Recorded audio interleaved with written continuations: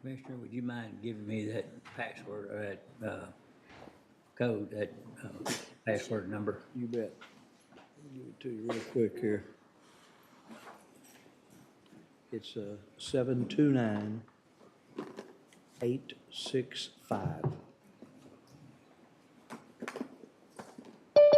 Thank you. You bet.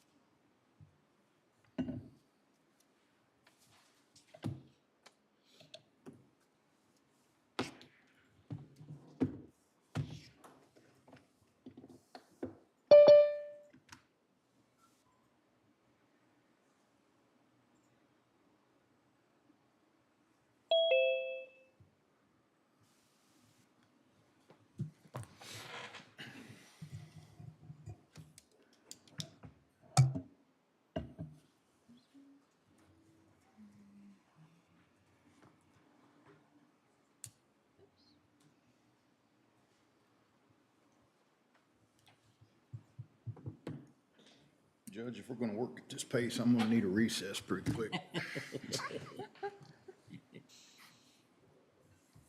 So if you're good, Francis, we can. We're get not started yet.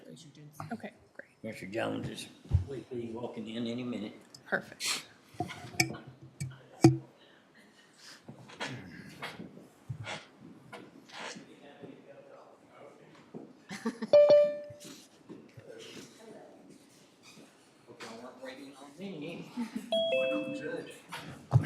Yeah, it was you till just then. Good morning. Morning.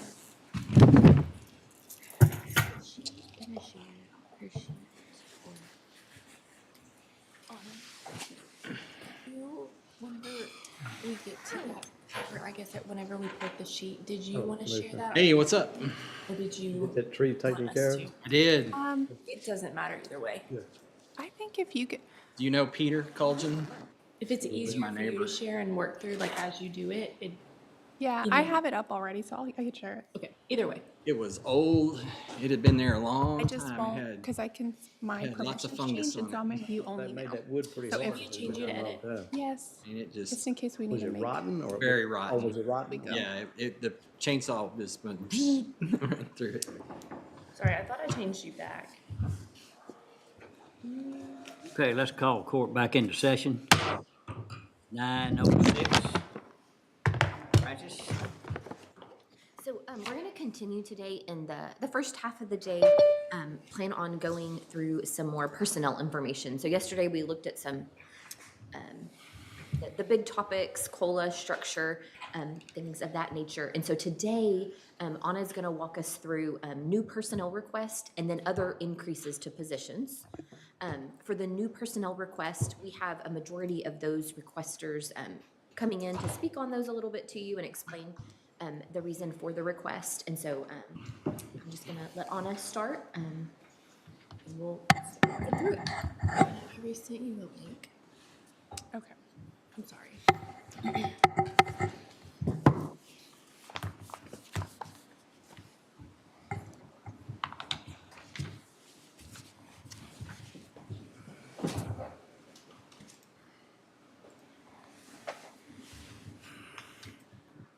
I'll be pulling up a worksheet for us to work through.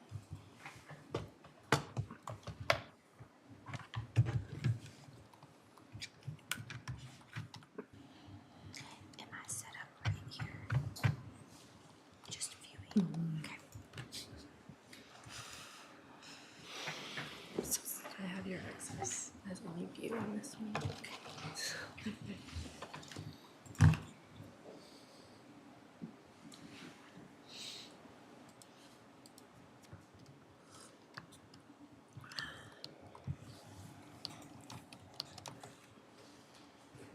So like as she's going through it, if I have it open and I like filter it or do anything, that doesn't mess with anything she's doing.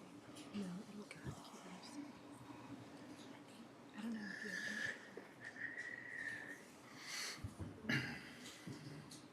if Commissioner, if you want to, you could sit here or here and see that way. So far today, this one's working pretty good. Okay. So if it starts getting wonky on me, I'll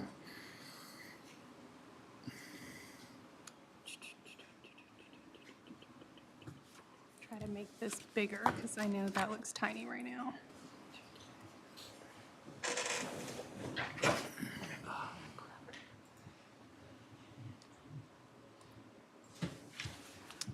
So up here on the screen, these are the adds to staff requests that we have for FY '25. There's a total of 12 that we'll work through today. And HR, now for a few years, has compiled work volume data from various sources, sometimes directly from the department, sometimes from state agencies that our departments report to. And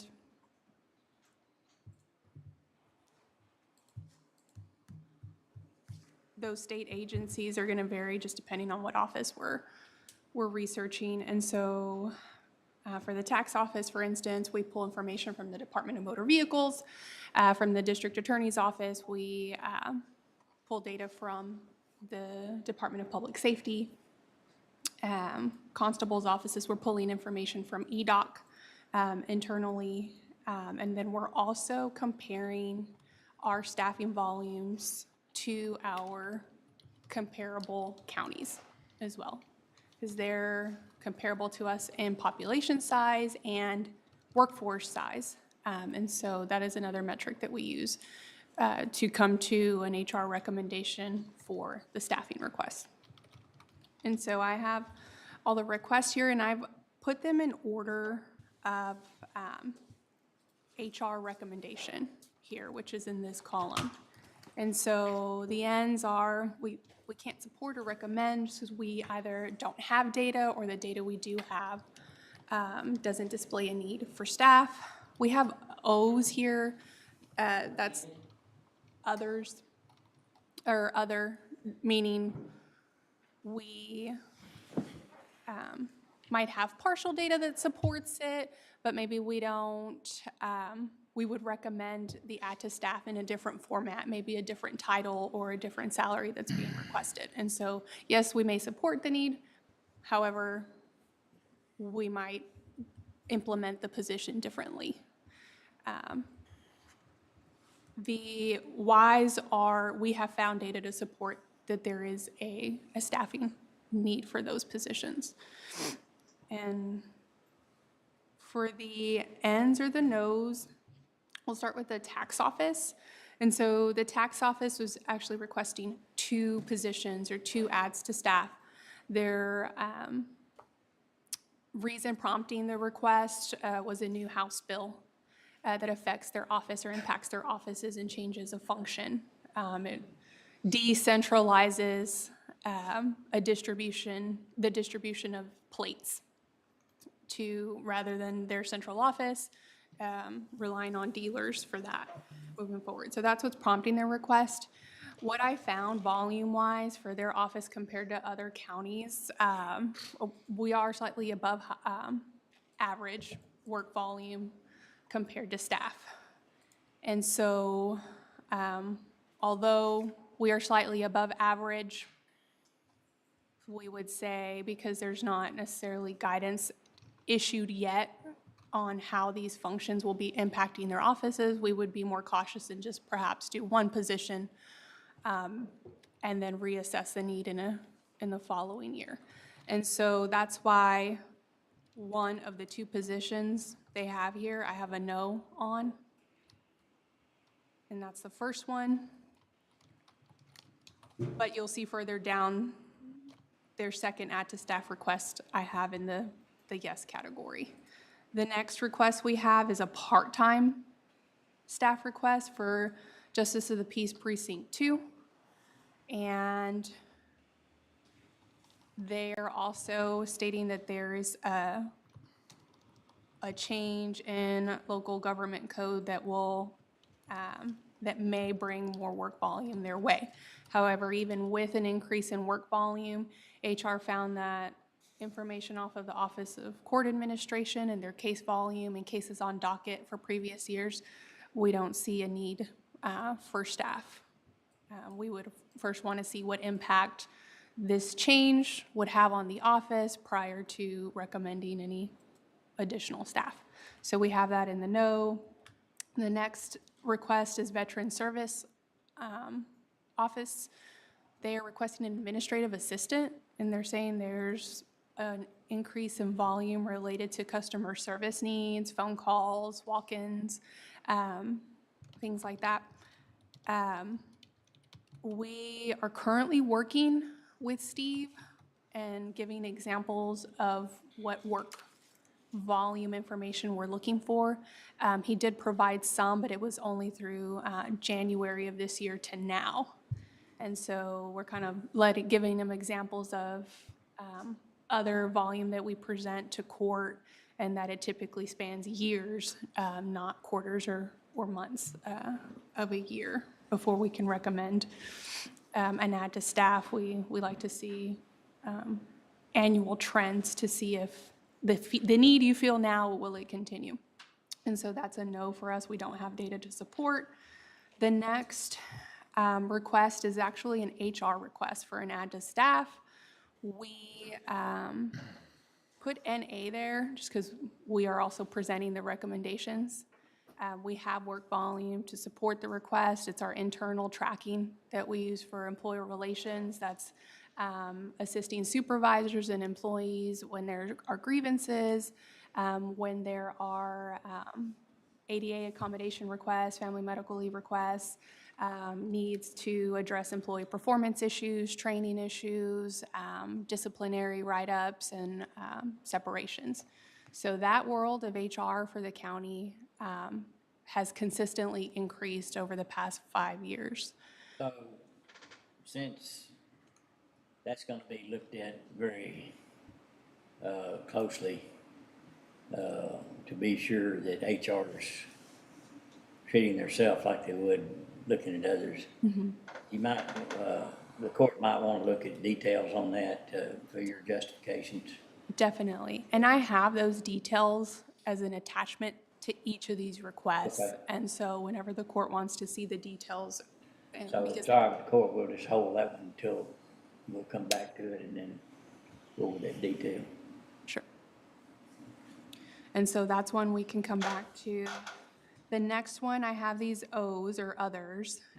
And so The first is, oh, I'm sorry, there was an update to this. And so the Quality Assurance Director add to staff request from the tax office. And so this is one of two of the positions that they're requesting. I had meant to change that to a yes or a Y, because Kathy helped me with some data as well from her office and other entities. And so we have support for this position. We would recommend a different title than a Quality Assurance Director. I think they were going with this title if both positions were requested. However, if this is just the standalone position responsible for quality assurance, we would try to match the naming convention already within the office, which is specialist. So Quality Assurance Specialist. Based on market information, the salary that's requested is both applicable to the functions and applicable to the title of Quality Assurance Specialist. And so that's the change we would make there if court were to approve this position, is a different title. And I think they were okay with that title difference or change. Do you anticipate that being an exempt or non-exempt position? That will likely be a non-exempt position. Mhm. But once we have agreed upon the job description details to a point, then I would confirm the exemption status. Mhm. The next request we have is from Archives. We have a records clerk add to staff request, and I have that as an other. And so what's prompting the request is the amount of barcoding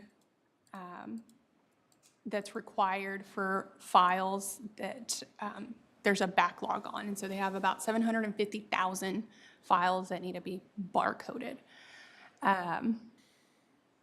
So it seems like the work volume exists and is there and warrants assistance somehow.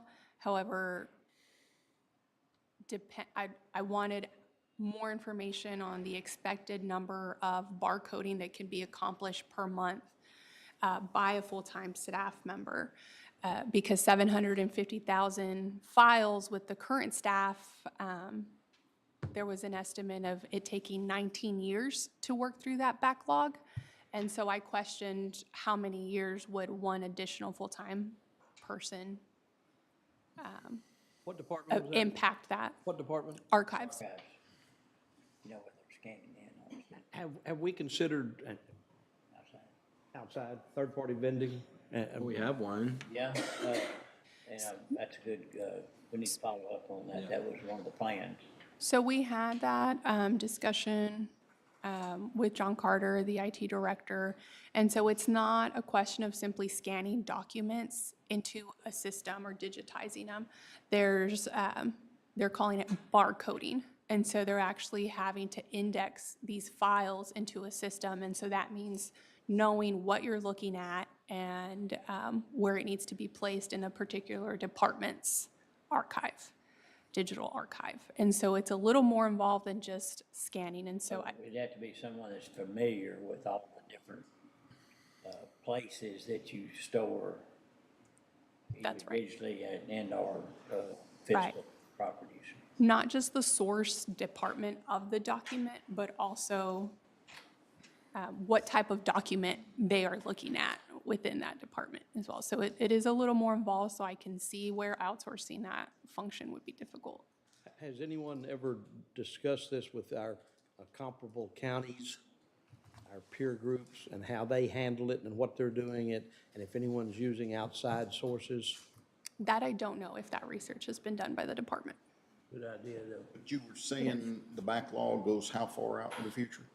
19 years. Okay, With the current staff and so we have full-time staff members who have their general daily functions, and so what they do is kind of set that aside when they have a chance and do this barcoding when they have that free time. And so it's spurts and bits and pieces being tied together. And so they're estimating that if it continues in that way, it would likely take somewhere around 19 years to clear that backlog. So one person, what is it, how much does it change it? Well, that's the figures that I was more details I was hoping to get of, okay, how many hours total right now could they estimate as being dedicated to that? Because then we can apply those hours to a full-time position and get a more accurate. Right. Because if we're 19 years behind and we hire one person, and that gets to 17 years, I don't know that we've really done a whole lot to help. Yeah. So what you're saying is, right now they're doing it as they have time to do it. Correct. But this actually dedicates a person. That's right. So, trying to solve a 19-year problem in 1 year is not realistic, but maybe an approach would be, if we choose to add one, and then a year from now, we'll look at how much they were able to accomplish, Right. rather than try to staff it to, or look at what Commissioner Smith said, if there is a way to go to a outside vendor that once you're caught up, you're done, but I'm not sure you ever get caught up. Right. And my thought on some of these positions that we add, if a year from now we find out we didn't need them, are we gonna get rid of them?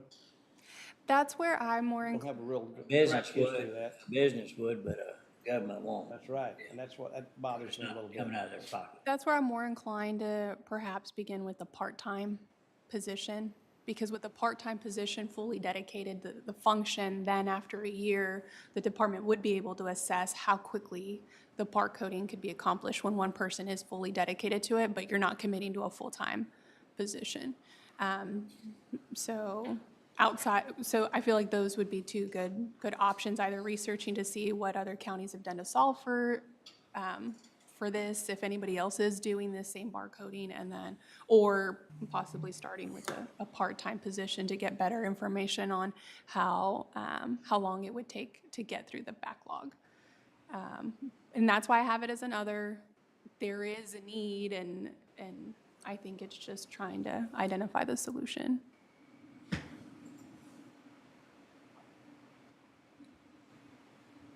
Do y'all want to hear from archives directly, or I think, honest, okay. She was gonna run through them and then, Yeah. let y'all hear from those departments. Oh, From gotcha. their side, if that's okay. Yeah, thank you. And so the next request we have is the district attorney's office. They are requesting an assistant district attorney at a tier 2 level to assist them with their intake.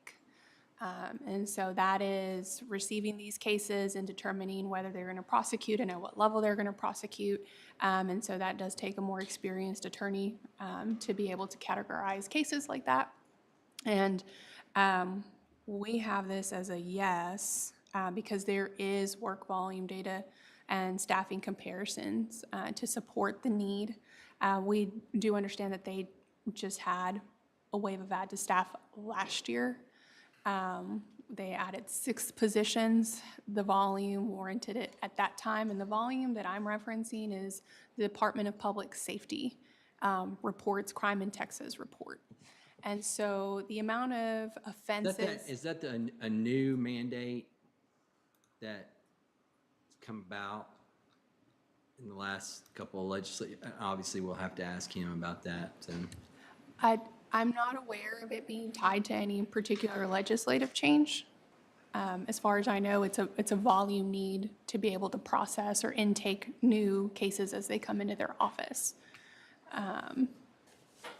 And so the Crime in Texas report and the number of offenses that are occurring in our county that could lead to prosecuting cases is higher compared to the volume we have in the DA's office when you put those side by side with our comparable counties.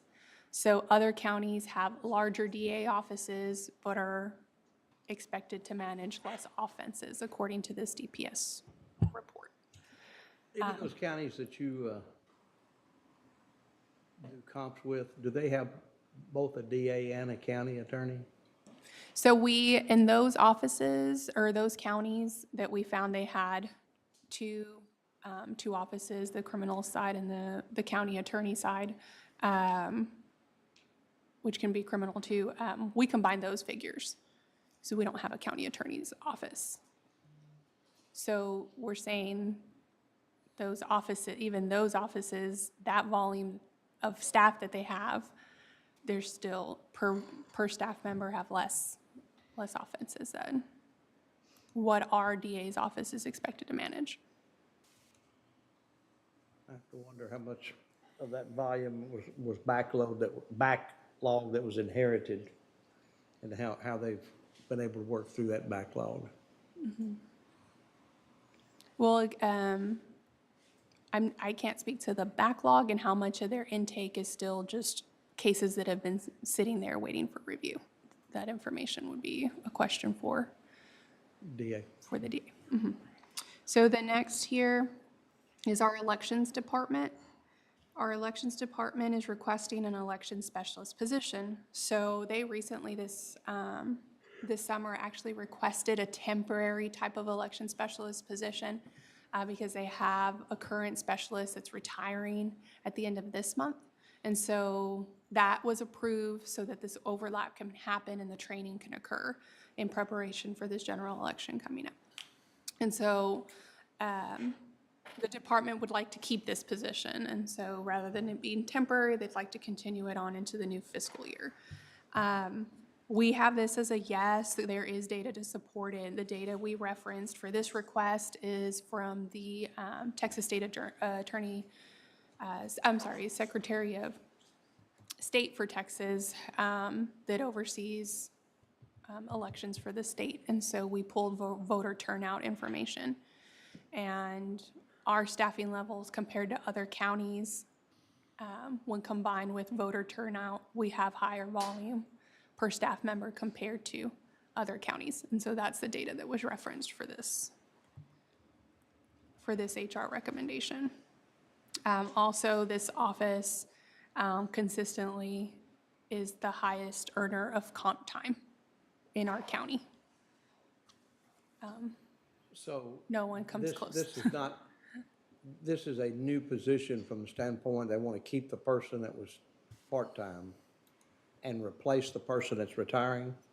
Is that where the new comes in? Right. The idea this summer when they made the temporary request was to bring someone in, train them, and when the current employee retired, they would take that full-time role, and then the temporary position would be done away with. However, they want to just keep that position now. And turn it into a full-time position? Correct. We received several letters, supporting, from, I guess, primarily people involved in the election process that bragging on the department, but all recommended that, of course, that, they needed more staffing so they can, because there's a big push to get response back on election night and those kind of things and processing and, so anyhow, I just want to bring it up. Right. Even before election, we know that there's a lot of work that's occurring in coordinating the polling sites and processing voter registration as well, sending out mail-in ballots. And so there's so much work that happens even, just throughout the year in preparation for our elections. And that's just general elections. There's other elections, of course, they help support throughout the year. The next position we have is under IT. It's an IT Public Safety Technician 1 position.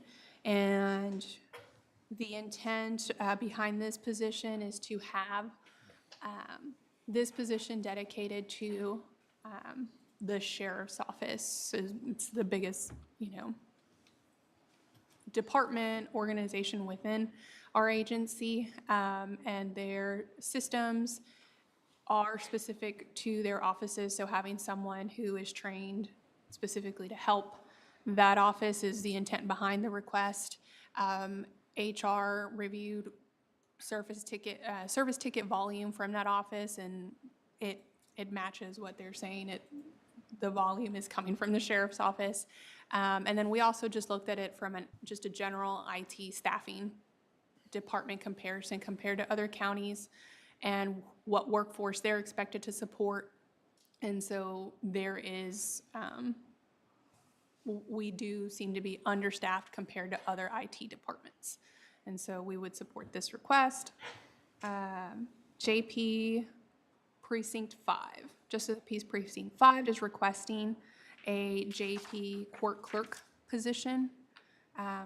The primary reason for this is they're increasing volume with truancy,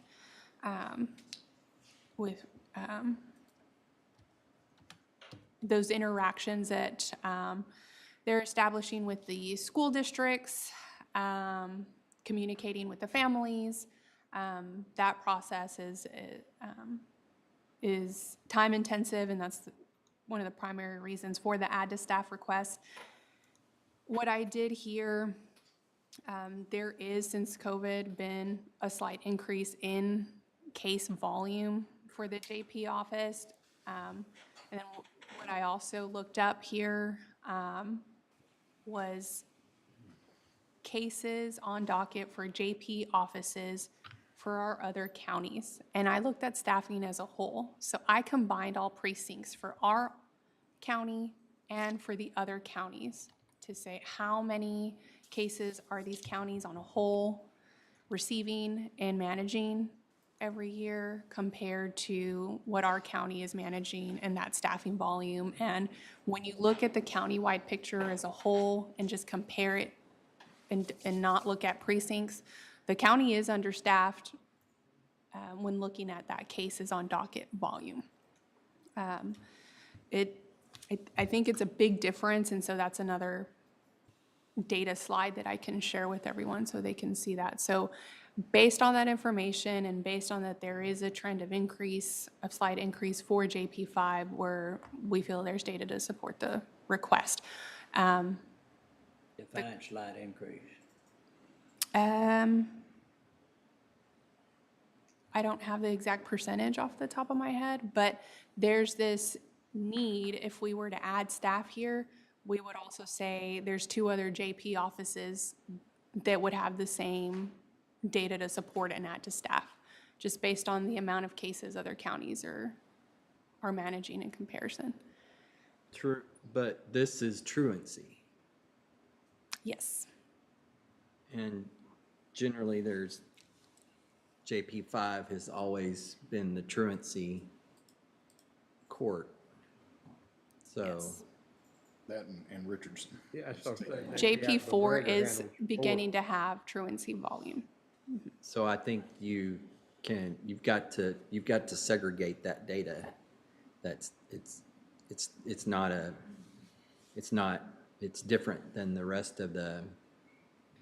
We can get into the precinct to into that. precinct comparison once I pull up that slide, and I think it'll give the court a good picture of that volume. The next add to staff request, we have Constable Precinct 1 requesting a clerk position.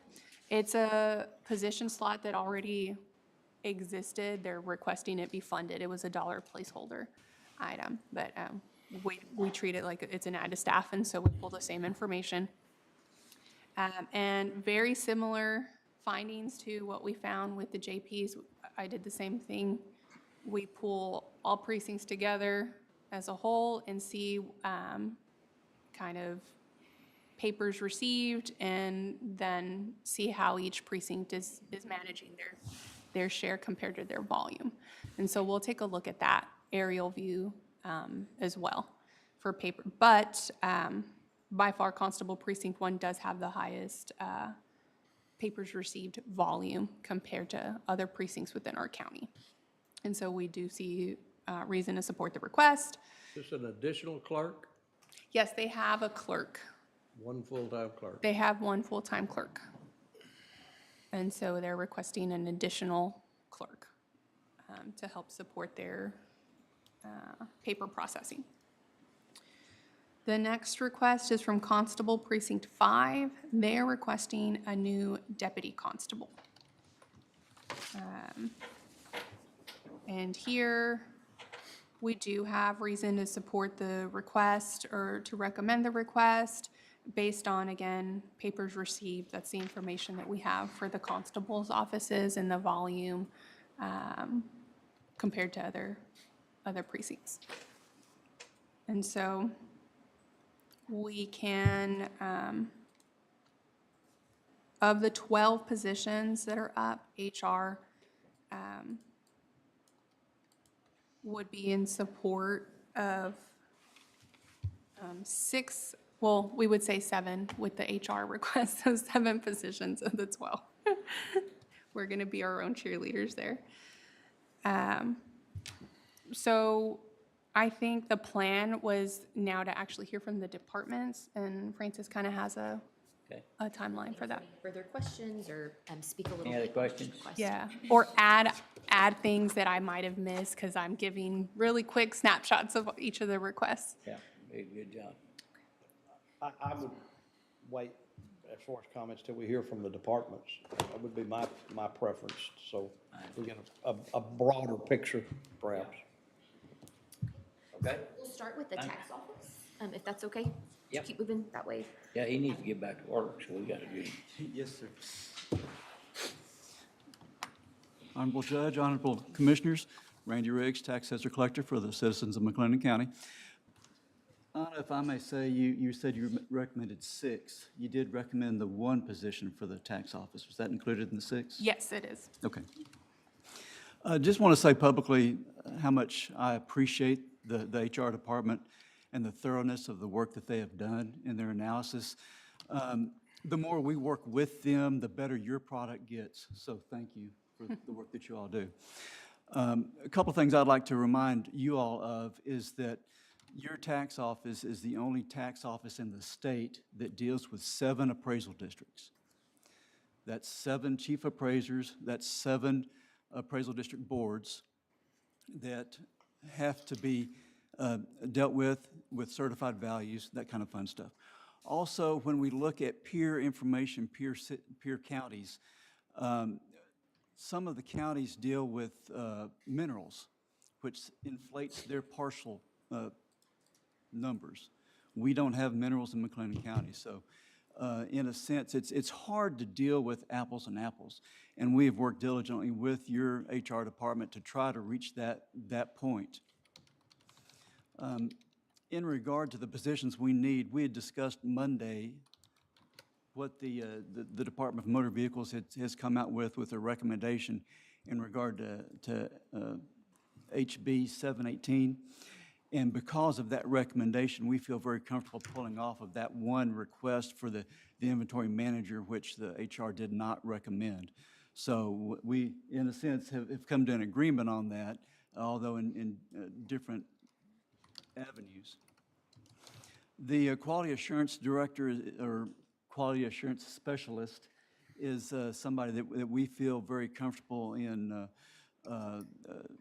the recommendation that HR has, and feel like that is a need even before we had HB 718, which we touched on a little bit on Monday when we talked about the fraud aspects of the motor vehicle department. So with that, we appreciate the recommendation of the Human Resource Department and want to thank the court for their consideration and be happy to answer any questions that we have or that you all may have in regard to that. Any questions? No? One other issue I'd like to bring up, and this is something, I don't know if it's an HR issue or if it is a facilities issue, but we are dealing or have dealt with a need for a nursing mother's room. I don't know that that's necessarily germane to the meeting today. I think that's a discussion not necessarily on the agenda today. What do you think, Dustin?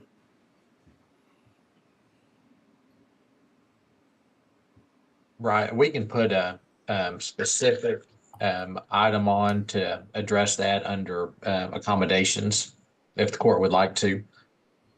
Okay. Yeah, Just want to alert y'all to that. I Thank you. think we had one at one time.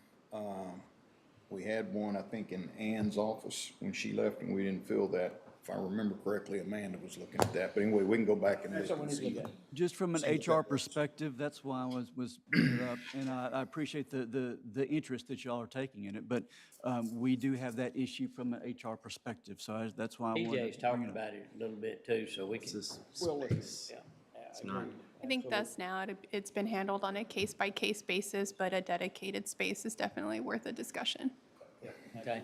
And it's something, as we're working with on the ADA renovations in the records building, it's something that could, be addressed at that time as well.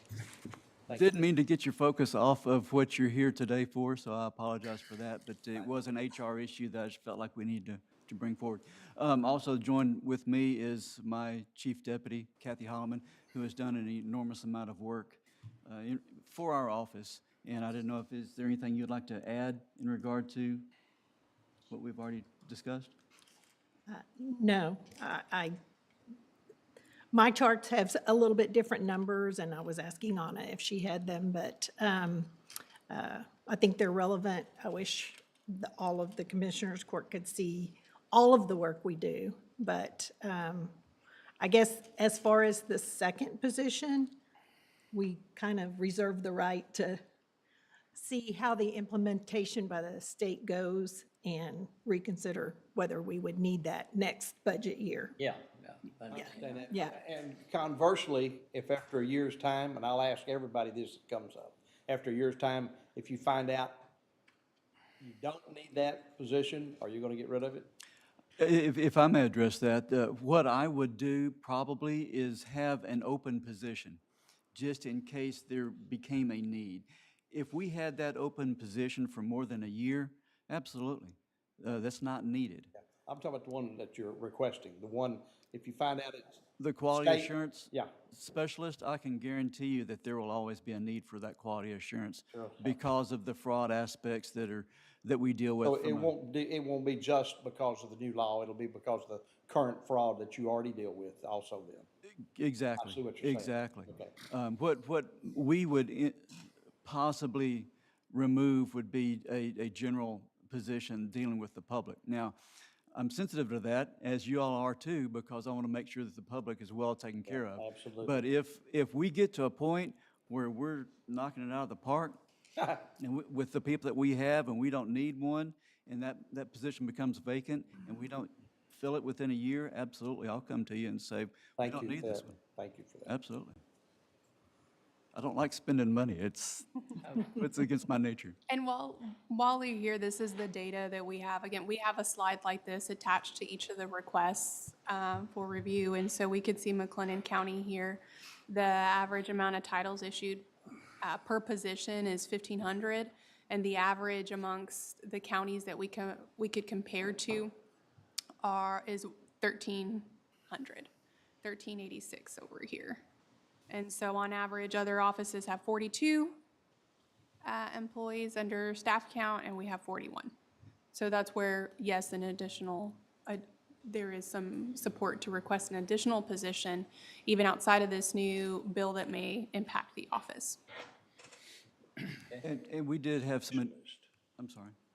We did have some additional information that we did send to the judge as well as to Dustin, and would be happy to forward that to the commissioners as well.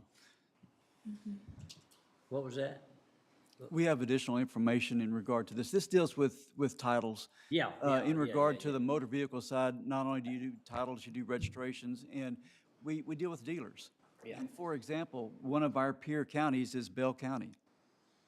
We have more dealers in McLennan County than there are dealers in Bell County, which is interesting because. Well, how Bell many of has those a dealers higher though are population. only doing just like, one or two I'm sorry? super small? I mean, how many are micro dealers per se, small They're- mom and pop? They're referred to as independent dealers. Yeah, independent And those dealers, are whatever. what I used to term as used car lots. And as you can appreciate, we have several in McLennan County. And I Now- don't think it's too fair, though, to those independents to kind of throw them out there with the big guys, and I mean they deserve to get just as good a service as everybody else. Absolutely. And I will tell you that sometimes the independent dealers are the ones that we spend most of the time with. Now, there are some, in this new law, HB 718, each dealer is required to do their work electronically which is going to be interesting, because as you talk about these independent dealers, Yeah, that's gonna be a challenge. It's a recipe for disaster. It's what the legislature did, I don't know that they necessarily looked at the unintended consequences of what's going on or what's gonna happen. so we may lose quite a few dealers because I was of gonna say, that. wouldn't So that? and I think good that's, chance. and I think that the auto dealers lobby, that's what they want. The big guys, absolutely. Yes, yeah. Yeah. We already have lost a number of dealers, and we know that some are saying they're not going to be able to meet the qualifications to use web dealer, so. Just to let y'all know, by law, if you transfer more than, or you sell more than 5 vehicles in a year, then you have to get a dealer's license. So if you're a car enthusiast, you can kind of understand how that might affect your hobby. I was gonna sit over here and stay quiet, but now this round of questioning has led me to ask, you've already lost a reasonable number of them, and it looks like you could lose several more. Possibly. You still need that position if you lost a lot of independents. Absolutely. Okay. I mean, you'll still sell as many cars, it's just you don't have as many dealers. Fewer people Correct. selling the same number or more. And that number of cars that are being sold is going to increase, just because that's the nature of McLennan County, because we're growing, and that's a fortunate position to be in. Had to ask. Good Anna, answer. Anna, can you put back up all the recommendations when you, on the screen so we can read all of it? Yes, sir. I was just reviewing it because I missed one position with my, I filtered incorrectly. So there's another position I'll need to review with the court. Yes. Oh, okay, but I'm But just talking about when you put something up like on this one request here where there's backup info printed, I get down to the above average volume and I don't see anything else. What's the bottom of that say, McLennan County has the third lowest property, what? Yeah, that's what I'm saying. I'd like to see Oh, that. that's what you're I'm sorry. I thought you were referring to the, No, we're talking about what's on the screen. See the whole thing.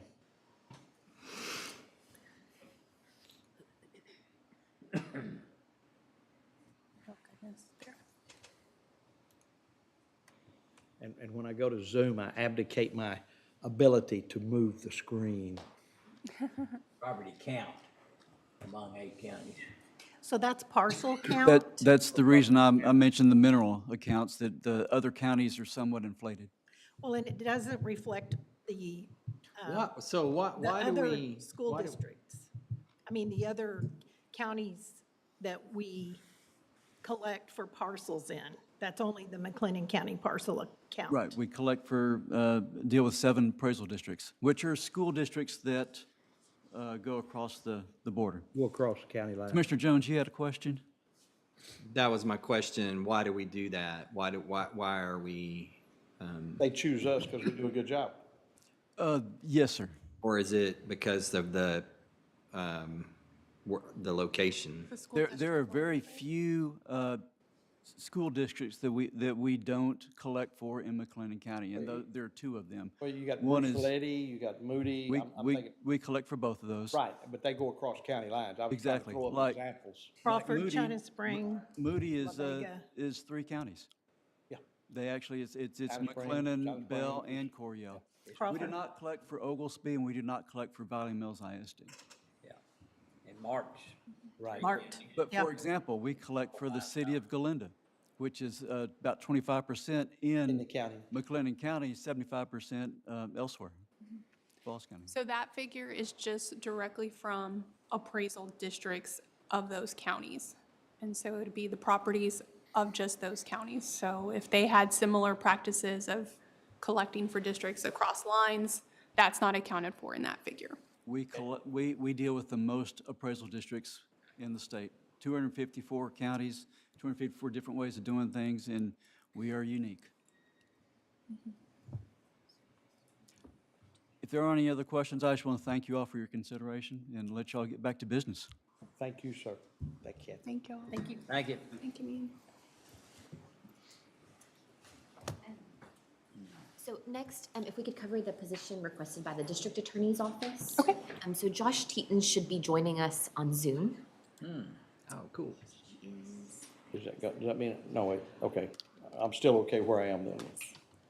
Oh, you gotta be kidding me.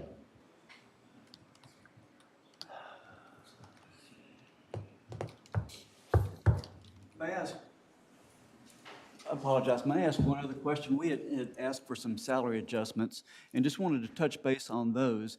Based on the survey that you all approved yesterday, that is, and as thorough as that was, that will be addressed in that. Is that correct? That's what we got to figure, that's what I wanted to ask. Yeah, That's going to be a question that's got. I That's a wanna work in ask is, progress. how many of the salary adjustment requests will be rolled into that new structure? And that's a question that we're going to have to We get have answered ourselves. this list of requests, we kind of have a column outlining like, Okay, these you're- will be impacted if we do this. So you're putting that together, okay, okay. Very Because we do have, I have three manager positions, and I was trying to get them all to be similar. And I think there's a recommendation to say one in one class and then two in another class, which we completely agree with. So we like the presentation that y'all have received, the survey, but just wanted to make sure that we address that and answer any questions that you all may have in regard to that. And we'll be going through that list. Yeah, until we with see the structure, what's yes, affected, it's kind of in a hard. little while. Yeah, And no, if y'all we're- need me, I'll be across the street calculating tax rates. We know where you office. All right. Thank y'all. Thank you. Thanks, sir. Don't come back. Or if you do, make sure it's when you can't stay so long, so that. Oh, y'all are something else. He deserves it. Oh, yeah, no question. Whatever. We wouldn't ever want him to think we like him.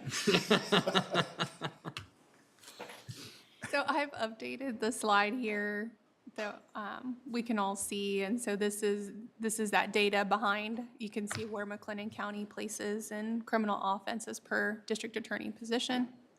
And then we can see here on average, other counties have a staff of, on average, 80 positions, and even with adds to staff last year, McLennan County has 71 positions in this office. Good morning, ladies and gentlemen. Can you hear me okay? Morning. Like our tax assessor commented, we want to thank y'all and the HR department. Anna and her staff have been very helpful in regards to this position and other issues within our office, so we appreciate that. I'm happy to answer any questions. I can give you guys some broad general statistics about the office and the need for this additional position. But if anybody has any specific questions to start, I'm happy to begin there. I think there was a question about how much of the volume is associated with backlog. Yeah. Yes, Yeah, so- Josh, how much was backlog that y'all inherited? Yes. So the biggest backlog was our felony cases. Those numbered somewhere in close to the 5,000 case range when we started. We're a year and 7 months in now. We've got that number down to 2,600 that are still in screening. In an effort to continue to try to combat that, this new position would primarily focus on felony matters. That's why it's an attorney 2 position. So we are seeking somebody with experience. As far as the backlog is concerned, yes, we have got that down. When you look at the numbers of cases that were indicted, we have increased that exponentially. And so the OCA numbers actually show a 20% increase in our movement of cases. For the mathematicians in the room, to me, it's somewhat confusing, but in 2022, the OCA said we had an efficiency rating in the office before I came in of 88%. It is now, after 2023, up to 108%. So what that means is that we are processing 20% more than we were 2022 and in the past. So therefore, that means we are sending more cases out than we are receiving for the first time in a long time. What are our jail numbers like? We had like, I I mean, the I don't look at it total every number's day. 13, right at almost a little under 1,400. Of that, about 270 or 80 are federal prisoners. Right. So to address the jail, we have a prosecutor every Wednesday that goes to the jail to review cases with them. We also get updates weekly about anybody that is not on a federal hold but still has an immigration hold, so that we can emphasize and triage those cases as priority and move them out of our jail as quickly as possible. 269 federal prisoners. And so what that results in is well over, on some months, over 200 felony cases being pled. And then with our 3 specialty courts now in full 100% operation with Judge Swanton, we're able to divert even more cases through those programs as well. And just FYI, Judge Coley and Judge Devin Iger will come in and kind of give us an update on court activities. And another thing, speaking of judges, they have all been more than willing to assist in addressing the backlog in our courts. As you guys know, we have 2 primary felony district courts, the 19th and the 54th. Between the 2 of them, we can typically try a maximum of 90 felony trials per year. However, thanks to, again, the judges, we're able to divert some of those to the other courts. So Judge Luna hears felonies, Judge Vick has heard felonies, Judge Bennett has heard felony cases, Judge Coley recently has just last month heard a felony matter. So the judges are also reaching out to our office, trying to do their part to help, again, move cases as fast as we can. And going back to the previous jail question, that's our number 1 triage.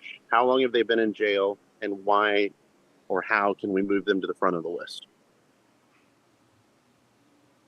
Good. Another interesting statistics for you guys, our appellate division, all of last year had 23 appeals that they filed and turned in. As of 6 months in, we're already at 19 briefs that we have filed. And ultimately, that's a cause and effect of trying more cases and emphasizing the worst of the worst, that 99% of just file an appeal to file an appeal. And so that number we expect could potentially double from what it was just last year. Okay, thank you. Are there any questions for Mr. Teetons? Anyone have? So, Anna, what's your? Thank you, Josh. I couldn't fit that all in one slide, so thank you. Yeah. So yes, that combined with just general crime in the county compared to other counties and their staffing levels, that's why there's a recommendation to add this assistant district attorney level to position. Okay, All right. thank you. Thank you, Mr. Teetons. We'll take it under consideration. Thank y'all very much. Appreciate y'all. All right. Thank you. Do you have anyone else waiting? Not on Zoom, so just, we Well, have that- a few more here. Okay. Was there, Chief Deputy's here. did you go over one for health services? I didn't, and so those were blanks, and I didn't filter in the blanks. So there's Okay. 2, it's health services and specialty courts. Okay. And so let me review those really quickly, and then we can have Heather speak to her. Yes, that'd be request. great. Okay. Heather, do you want to go ahead and come on up, and if there's any questions or thoughts you want to share?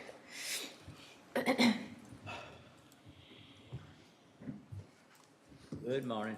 Good morning.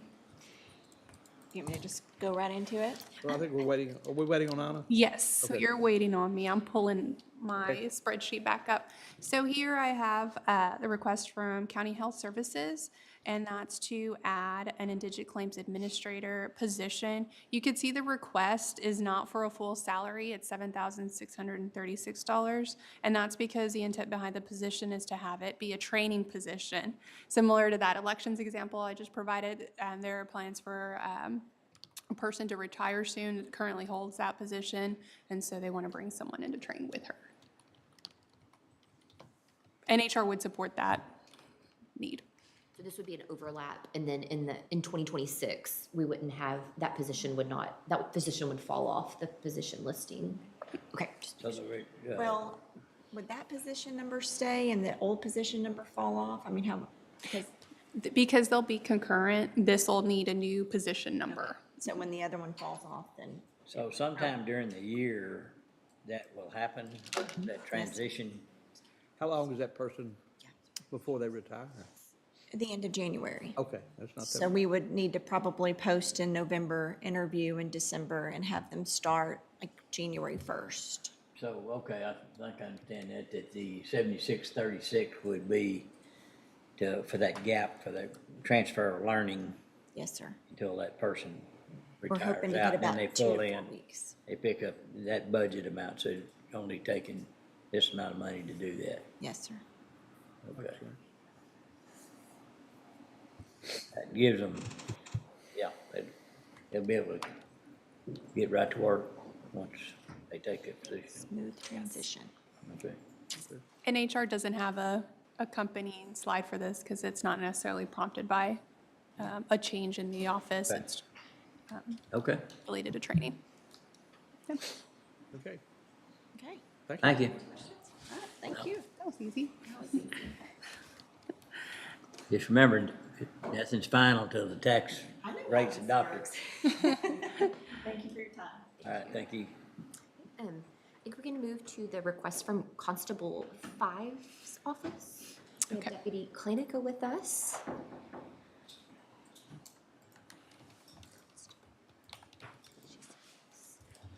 Good morning, how y'all doing? Great, morning. Good to see you again. Yes, sir. Was that twice this week? Yes, sir. Okay. So this is just a. I think I got it, yeah. Talk about. Thanks, sir. Yep. So I'm gonna give you this folder back. Yeah, make sure, put it back in the So supply. you can, don't have to, and then, Oh, wow. Okay, y'all make me feel Give you this guilty. one back. I was gonna use mine, okay. You got it. One of them, I'm gonna keep Put one. it in your supply. I'm gonna put it in my file.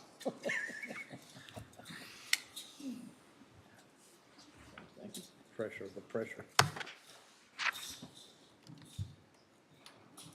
Again, I want to thank y'all for hearing us. Constable Cantu wishes that he could be here. Unfortunately, he can't this week. He has some matters that he has to attend to. He did express that if you have questions past today, he'd be glad to meet with you one-on-one and answer any of those questions that we don't cover today. All right, thank you. I want to thank HR and Auditor's Office for everything that, for helping us with all this. Kind of leading into it, the first thing I kind of want to talk about is the operating expense that's going to be associated with this position. For this position, we're asking for an $18,800 increase into that operating expense. And a bulk of that expense is relating to travel reimbursement.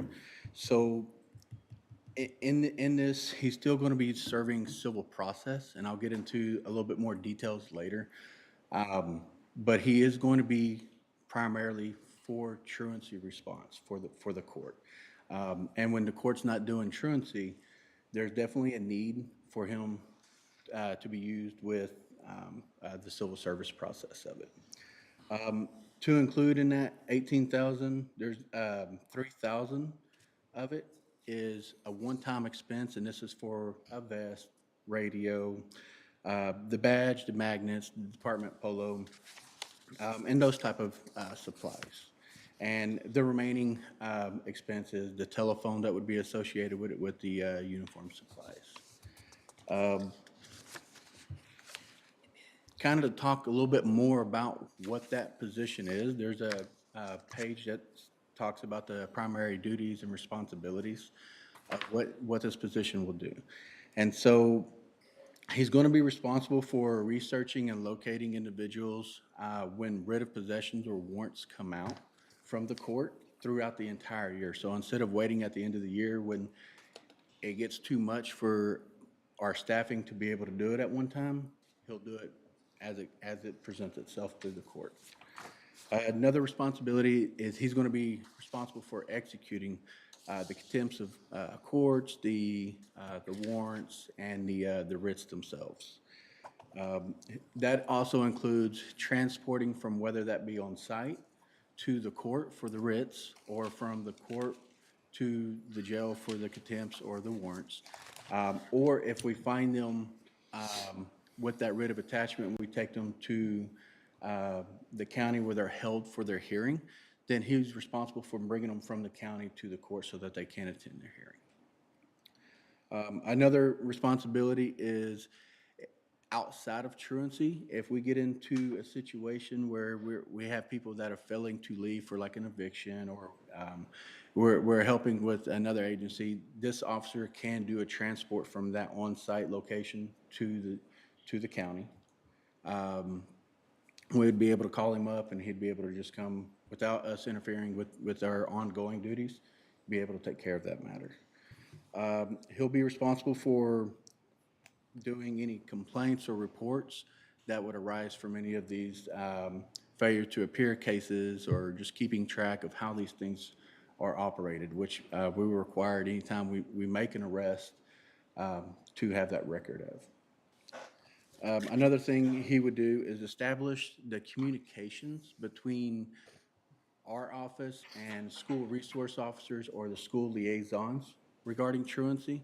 And this is very important, because one of the new things that is required under the law is to provide as much information as possible so the judge can provide an best course of action to take to realign the juvenile violator onto the correct path.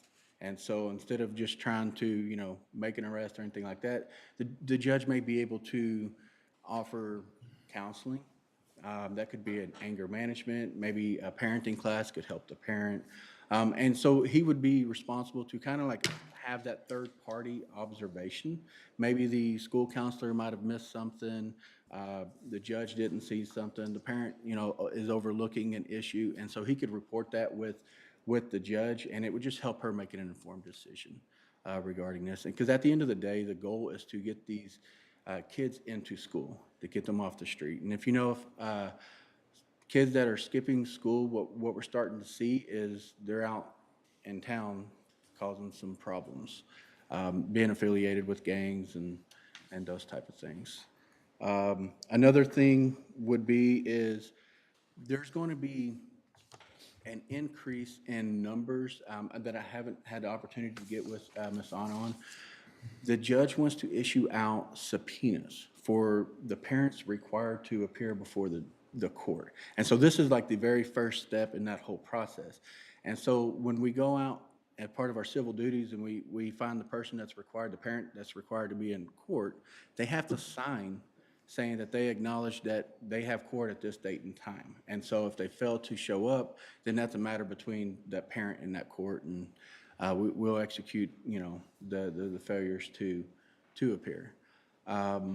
That number in itself is going to increase by at least 248 services. And so he'll still do that civil service, and there's a lot of work before it gets to executing writs and stuff like that. But that's why we're still asking for that travel reimbursement, because he will use his vehicle just to execute that civil service. Along with these duties, the next thing I kind of want to talk about is our growth that we've had in our department.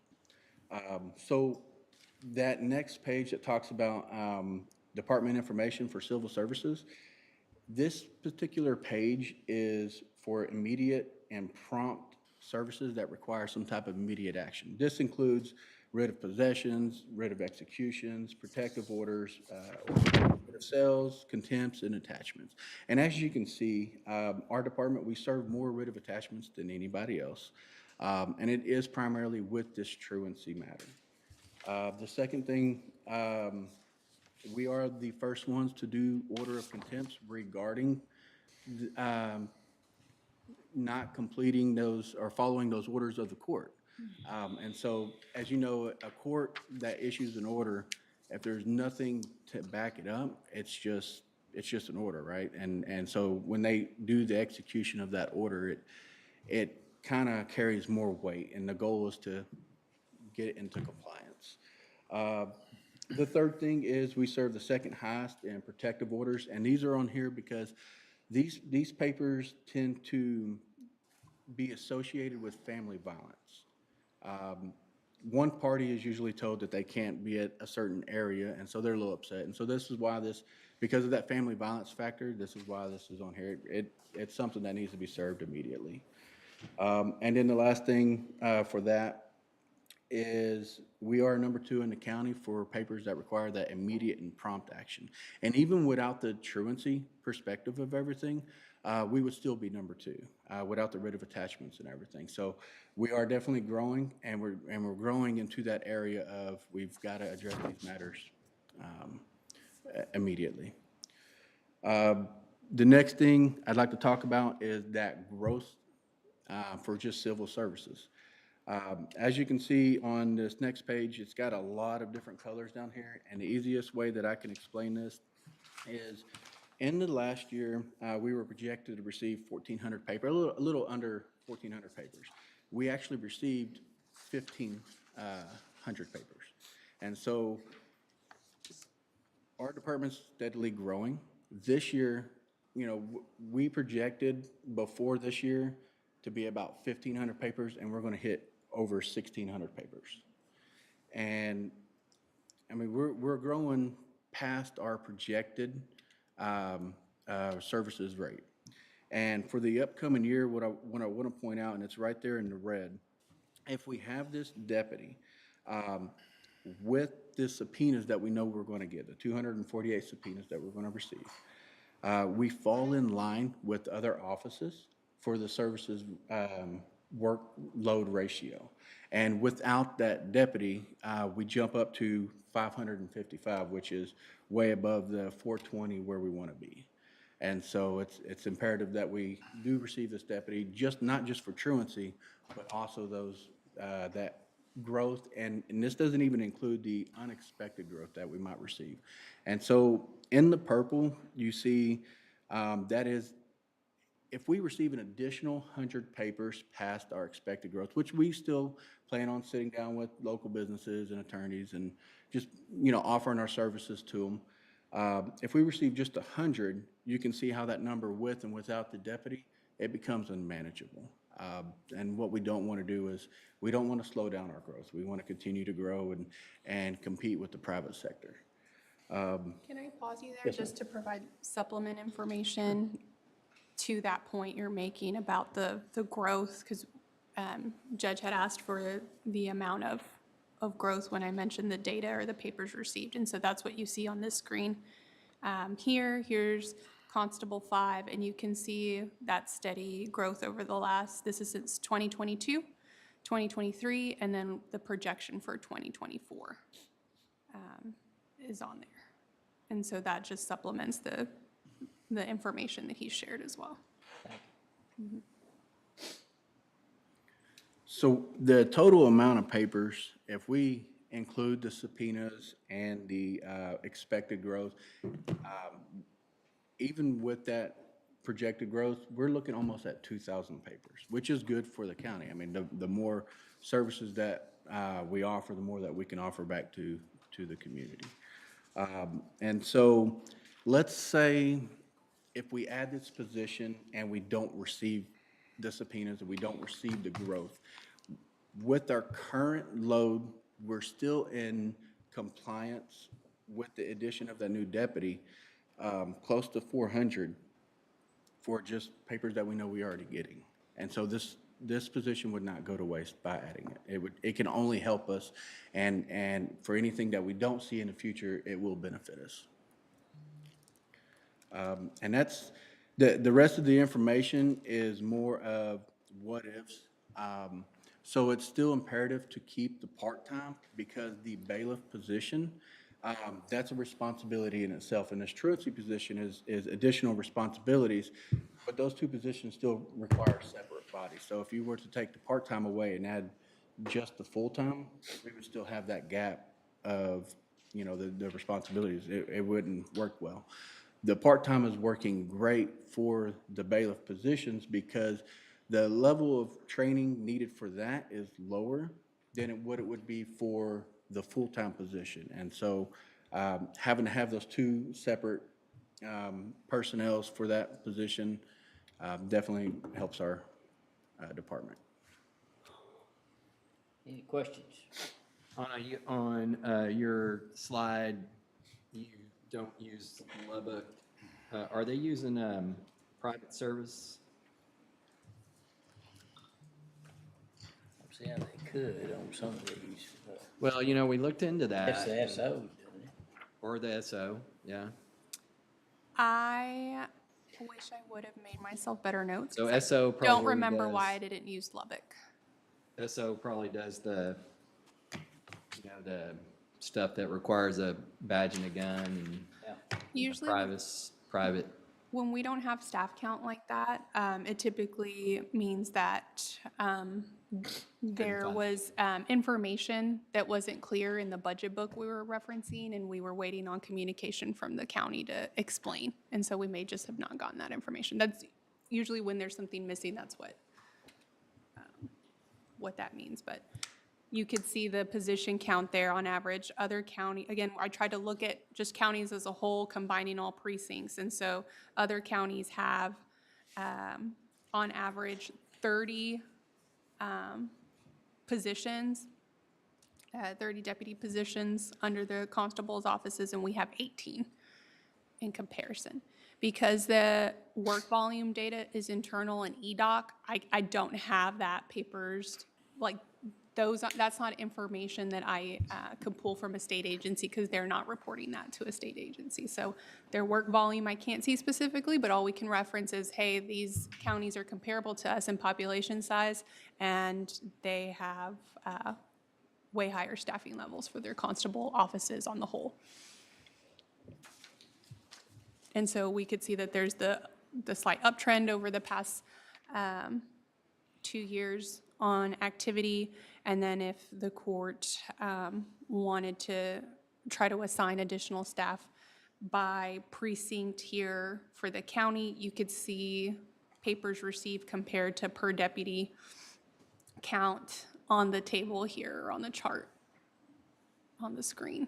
And so we would say Precinct 5 would be one of those top contenders for staffing need, as well as Precinct 3. Is there a chart that shows the difference between papers received and papers actually served? I don't have that. I have that data from last year. This was covered on Tuesday, per se. I have a percentage. I don't remember what those numbers were. I know that we served 70, for this year, 79.41% of the papers we received. That you received, you right at 80% Yes, were sir. served then? Yes, That sir. actually means handed to somebody. Yes, sir, yeah, I that's a just want to make completed sure everybody service. understood that, yeah. Yes, sir. And we don't have that for all the other precincts? No, but we can see that. Okay. We do have that. It may take a minute because we can't pull that information from EDOG. We rely on IT, and I know they're really busy, so we'll get that okay. request in. Yeah. I think if you're going to start looking at adding staff amongst all of them, that would be something important to know. Definitely. Mhm. Other questions? All right, thank you very much. Thank y'all for Thank your you. time. Thank y'all for your help. Thank you, Chief. Thanks. All right, let's take a recess here. I need to make a call. Let's recess 10 minutes. It is 10:20. Recess till you get back? Well, that could be. Recording in progress. I'd have to tag team old Recording Mr. stopped. Perry down there. I'll say, I had you down for after lunch if he wasn't available, but if he Oh, I thought we can. had to come in for this too. Oh, we could have just covered it all, but if you want to, yeah, if you're available, let's do it. He's on. Okay, okay. He wants to be here. Oh, yeah, Yeah, he can yes. go watch.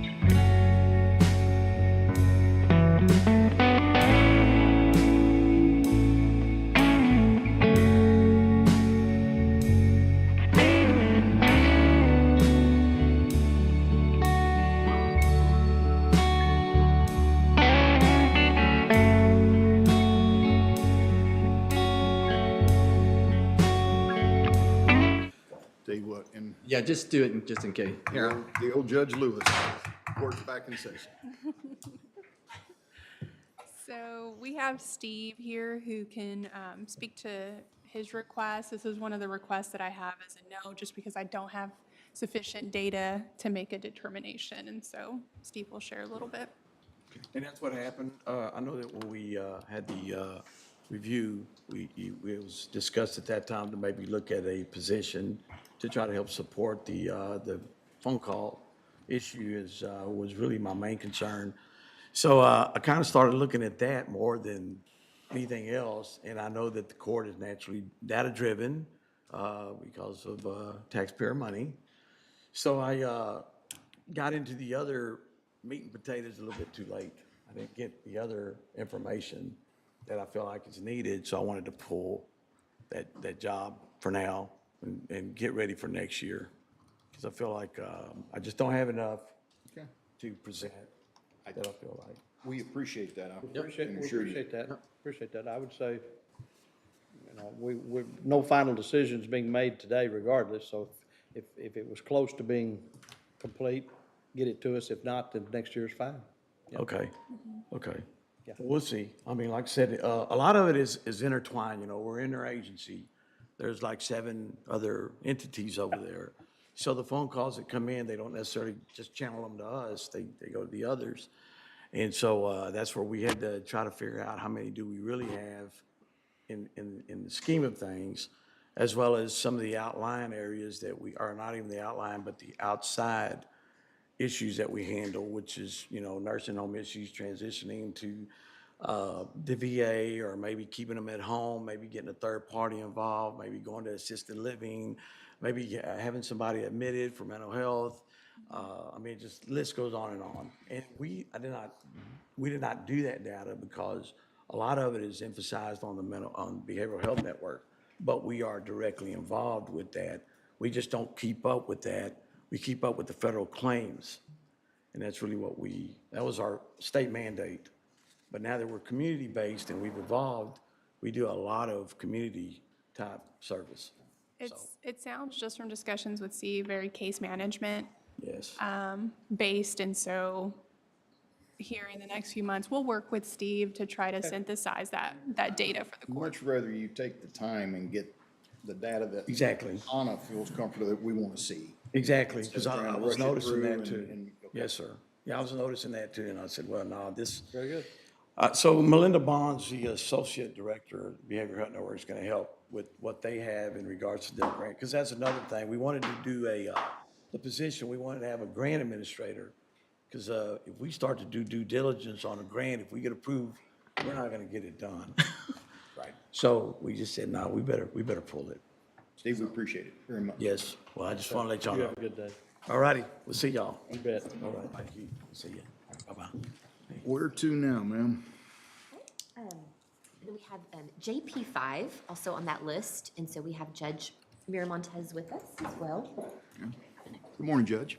Good morning. Good morning.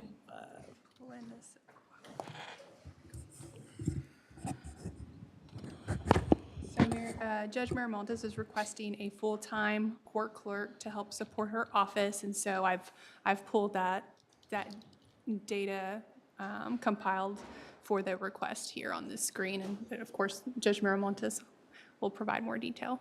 Yes. So I currently have 2 full-time and a part-time, and as you all know, I've been able to maintain Judge Villarreal's truancy docket.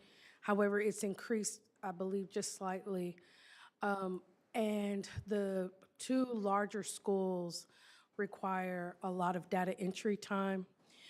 So what I would like is to remove the part-time role for my office and move that to a full-time role so that we can adequately handle the 2 largest districts that file in my office.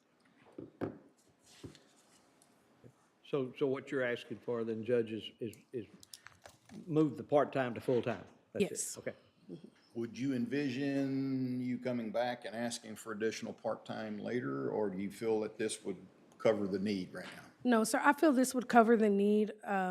The part-time did well, but again, because the docket would grow, there would be on a few occasions that we would run right at 5 or a little past 5, because there would be times we would see 40 cases in the afternoon. So I think the full-time would just be a better benefit as far as budget costs to the county and to the office, because then it wouldn't,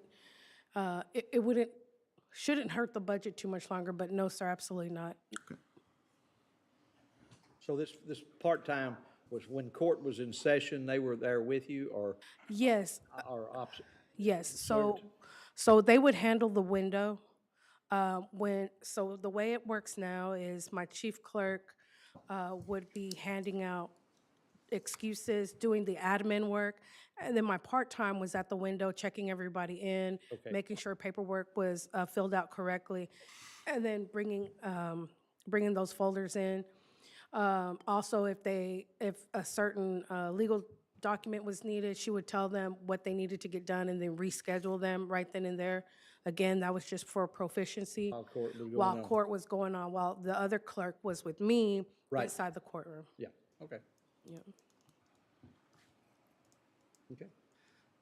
So the data we had pooled to review Judge Miramontes' request is here. And so just like the constables, what I did is I looked at counties' staff count as a whole for JPs. I didn't divide by precinct or anything. And so on the left, I think, is the most telling piece of data. And we can see that cases on docket, which is data available for all the other counties. I pull that through the Office of Court Administration. And so cases on docket for all of these other counties are being managed at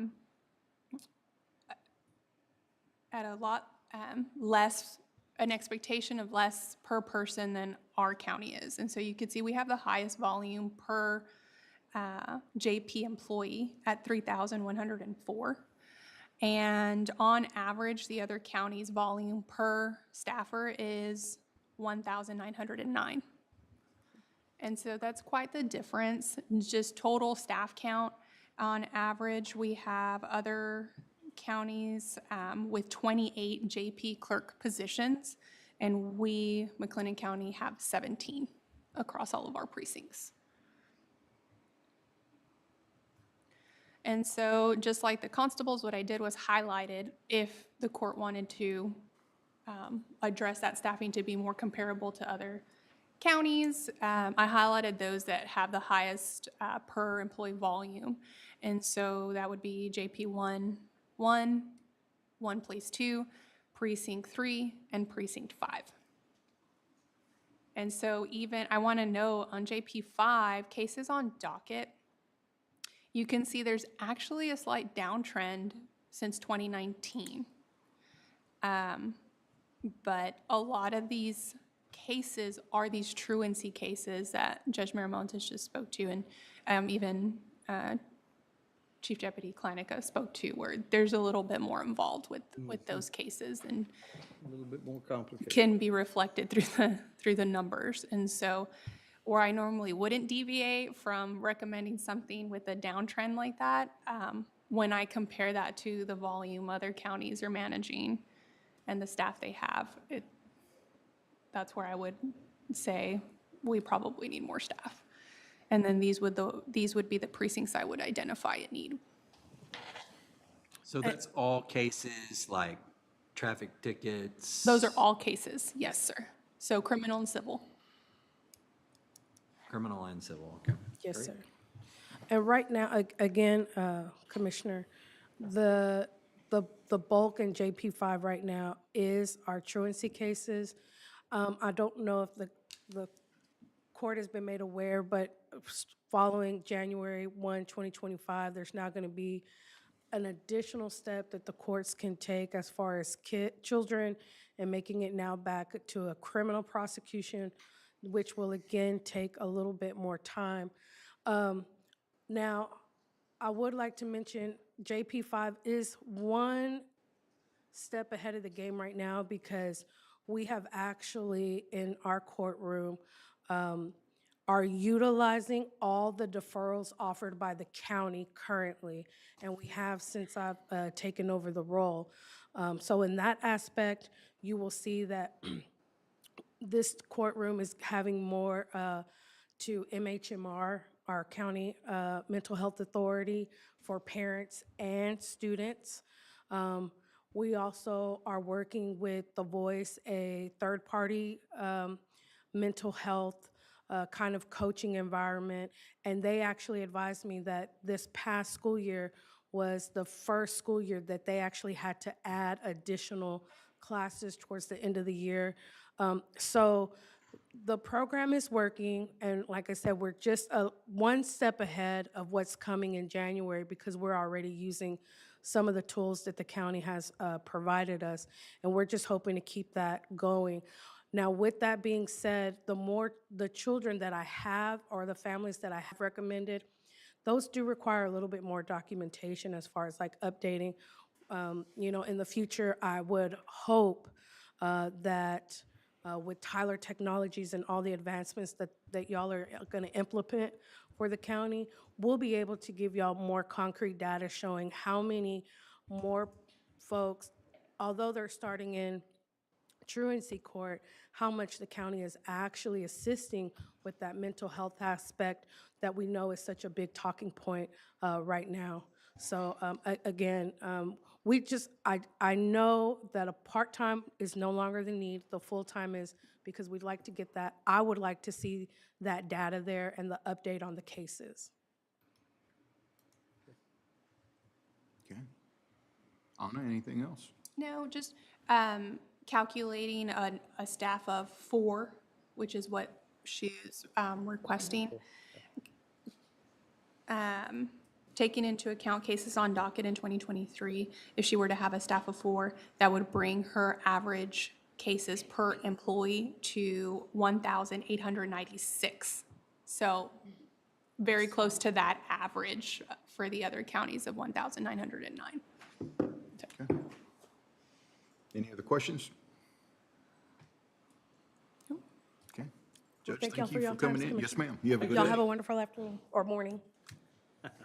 Still morning at it. Yes. Do we have any more? Constable Knight. And then Judge Lee, he's on the bench right now, but he's going to try to come as soon as he's done this morning. So. Perfect. In April. How are you? Morning in April. Okay.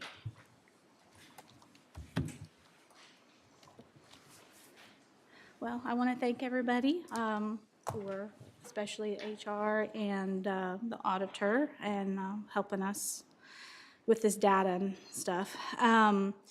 We're going to be asking basically, the position was already, I think, put in place back in 2019 because we were extremely busy before COVID.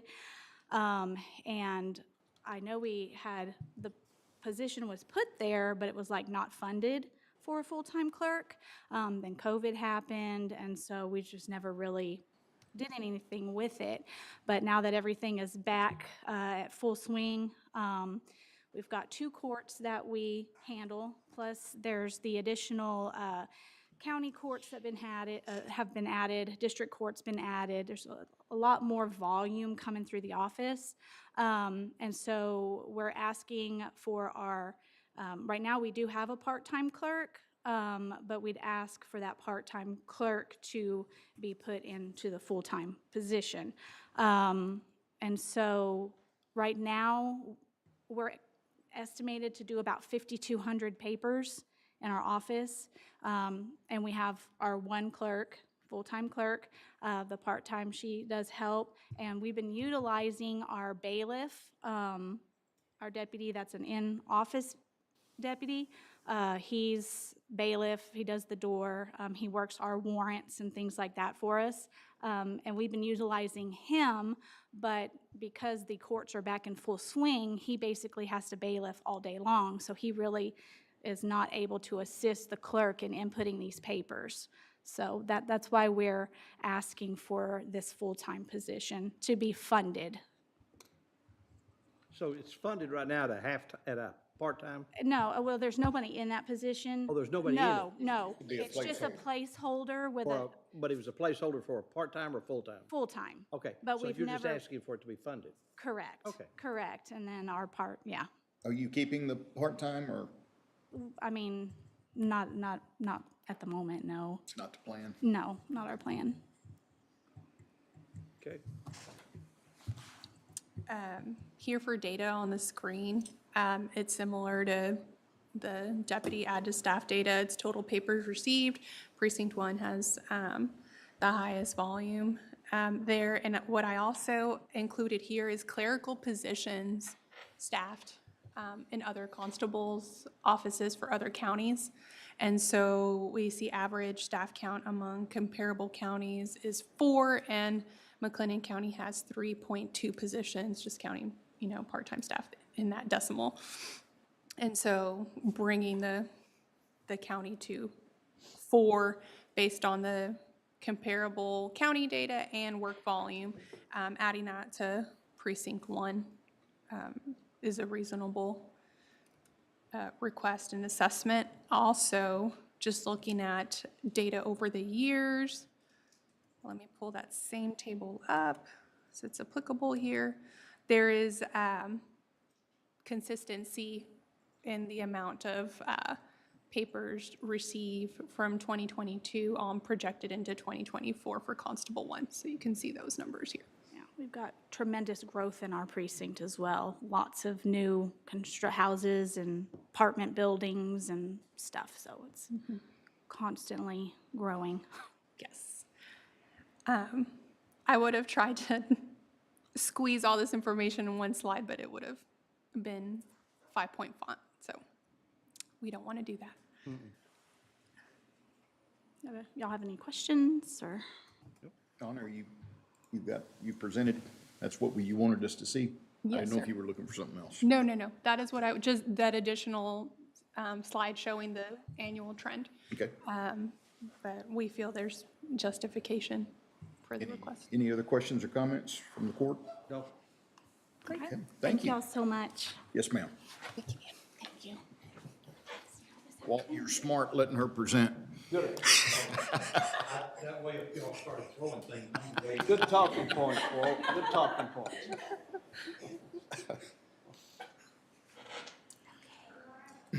Did you want to speak any more on the HR analyst position? I can speak to that one, or I can just give that overview of the specialty Okay, one that that'd I be great. missed. Because Judge Lee is he's on the bench this morning, but he's gonna try to join us here in just a bit, so. To speak to his request.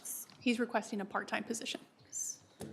Is that what the one you say right here for? No, this is for constable, That's not JP, precinct 4. This one's kind of up in the air because I don't think we have confirmation if they were going to move forward.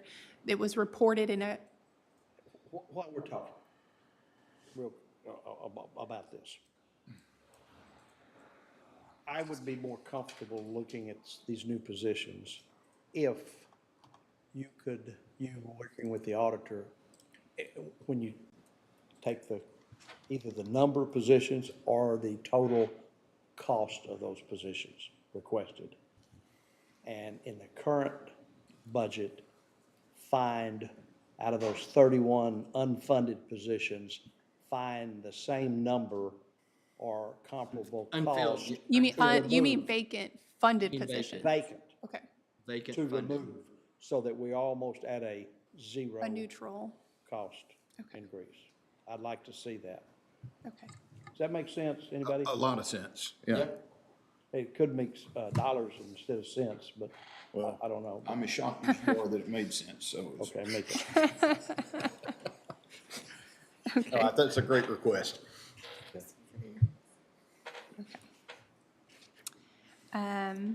Let me go back to the total sheet with all requests on there, because then, I'm sorry, I was speaking to the precinct 4 part-time clerk position.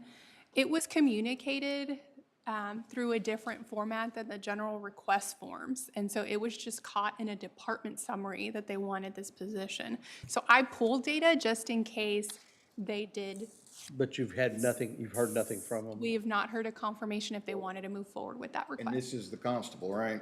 Constable. So the question I would have is, we agreed to let him take that part-time clerk and make her full-time, and she A was gonna deputy, do. yes. Yeah, a deputy, she was gonna do both responsibilities, and that was just last year that we did that, and to turn around and already need part-time again, I need to see some, well, first off, a formal request, and then I guess the data that Yes. drive that. But I mean, those are 23 numbers right there, 565 papers received. Yes, sir. Again, you're going to, at some point in time, be able to come back and tell us papers served, right? I could get a whole lot of papers in, and they sit on my desk, and nothing ever happened to them. Right. Well, they still have to be processed. I mean, you gotta handle them, whether you serve them or not. I mean, I guess it's up to the elected official. And so if that were, at this point, I don't think it's going to become a formal request, but we pulled that in just because we had a similar request, we threw that information in there. But based on their papers received count, we would not have recommended to add a staff based on volume and also based on that add to staff last year converting a part-time to the full-time deputy position. I forgot that's what we did. I remember that. Okay. That was probably best left alone, leave it So- as it is. Okay, So what are back- we gonna go back and look at now? The sheet, because I missed a position, I didn't filter correctly. And so I had missed this specialty court request for an add to staff. It's requesting a court administrator assistant position to help. The reason behind the request is we've had the director of specialty courts managing normal court docket functions that usually a court administrator or court administrator assistant helps support, along with front office duties. And the volume of work related to the programming, grant support, and case management, because the director does actually have a caseload themselves. They're stretched thin, and so they want that administrative support to help actually manage the dockets of the court. Sorry, I always get that wrong because there's 3 dockets under specialty courts. And currently, do we have a court administrator who handles the dockets, those 3 dockets? That is the director of specialty courts. That's what's called the director. Yes, And they're not handling the dockets? they are. So they're responsible for coordinating or managing the dockets and also managing the programming of the specialty court. So this is where this department or court differs greatly from our other courts, because our other courts are they're just straight managing dockets. And this court has more programming involved, grant management involved, because they're, of course, trying to integrate case management, mental health resources with our judicial system. So it's a whole different hybrid court. So it's difficult to assess. Here, I have this request as an other, because we're typically for courts, I would rely on Office of Court Administration data. It's difficult for this office, first of all, because they're categorized under their source courts. So that's either, in the 19th Court or 54th District Court. And so there's that element. And then also in conversations with specialty courts, there's actually a maximum number of cases they can even manage per docket, according to state requirements. So they can only at a time have, I think, 30 cases active on those per docket, which is 3, so 90. 90. And so they have 3 case managers that are helping manage that caseload. And, but that involves not just placing these positions through docket and making sure they go through the court system. It's also taking them to rehabilitation facilities, following up with counselors. They themselves are counselors, performing group therapy, And so that is the data HR really can't synthesize. And so we have it as other and ask the And how are court. they handling it right now, currently? The court, what was the The title? director of specialty Director court, is it's doing the- Amy, is it's Amy doing the- Lowry. I'm Court making that- Director is doing the administrators, She is doing the court administrator duties. so what's her title? She's director of specialty courts. So they have no court administrator per se, by Correct. title. They But we're have- only calling this an assistant. Doesn't an assistant normally assist the court administrator? Yes. So why isn't this person just a court administrator then that they're wanting? So the director of specialty courts would still have some of those management functions. And so her position would continue to be this hybrid position of, Just a different form of court. I know when we discussed and put this into play, we didn't know what the needs might be. We kind of went in with a base, ground plan, and it doesn't surprise me that it's turning into, because I know how active they've been. I just want to be confident in that position will be used. so some of the data that maybe they can speak to or can provide to the court if the court wants to hear that, where their active cases are going to remain the same. What seems to be growing is their graduate pool, because they actually continue to follow up with graduates of the program following their exit to ensure they don't end up back in the system. And they also ask them for help with active or current folks going through their program. So they come back and speak kind of to their experience or success stories and whatnot. How many cases a month they're currently processing? I don't have that off the top of my head. But Is, so the management of the graduates, there's a are they communication. using someone else to go out and do that work for them, or are they doing that work? Because I guess what I'm getting at, SO has people too that go around and make sure that people are staying on there. So I just don't want to, they Duplicate. just hand a piece of paper to the SO and go check on this guy. Yeah. You know, I just want to make sure that we're not, People do the same thing, yeah, yeah. they're saying that. So I know that that is a factor, the details of that communication following graduation. I don't have a lot of detail on, and so Amy Lowry would be more the expert there. And then also another factor that I just want to identify to the court when taking the request under consideration. Yes, they don't currently have a position dedicated to just court administration.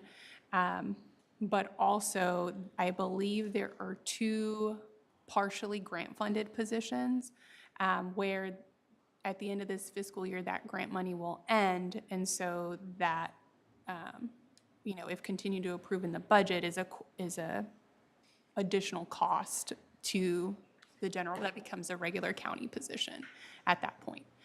If we choose to continue that position. Which typically is what happens, which is why we try to do the assessments when there's a new grant-funded position. HR tries its best to assess the position to fit into our county structure. Should that position become a county-funded position, we know that it's going to fit within our Do structure. you flag those in any way so to know whether or not their funding sticks around or Those has grants to aren't become? still possible? We very rarely, I think, have put grant-funded positions where the grant expires, right? That doesn't happen very often. So we don't have a large number of grant-funded positions other than juvenile and adult probation. So those are going to be continuing grants, of course, those are huge. Adult is 100%. Why are they Juvenile's still away? portion.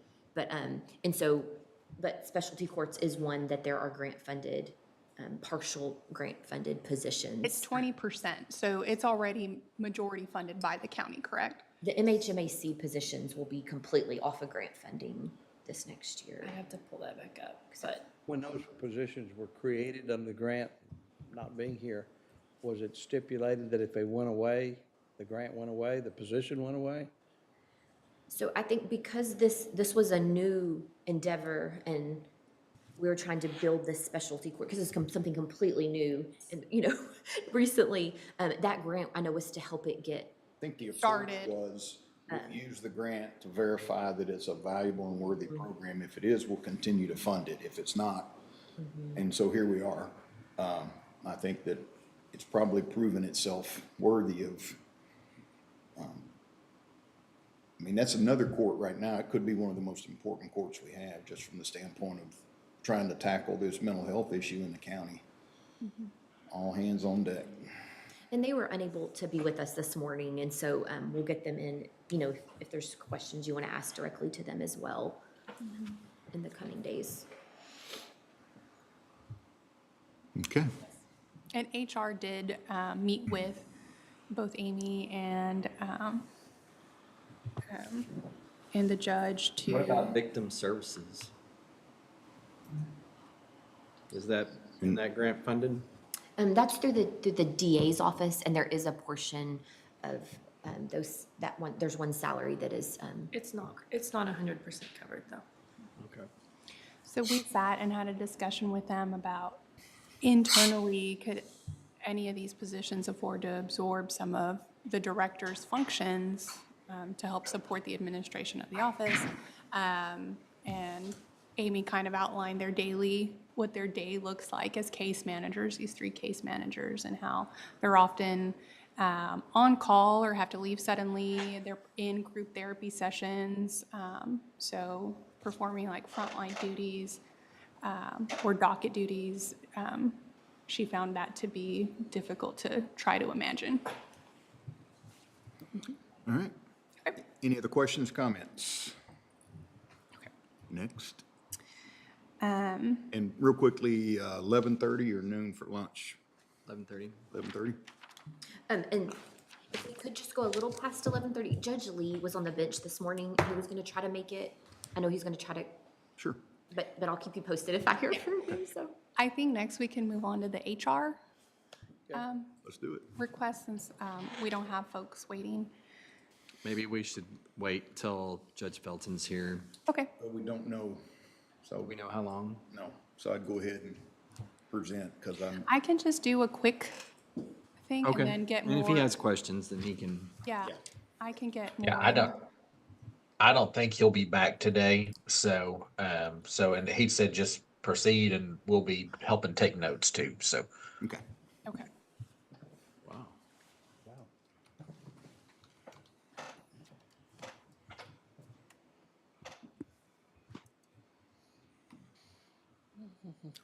Have any idea?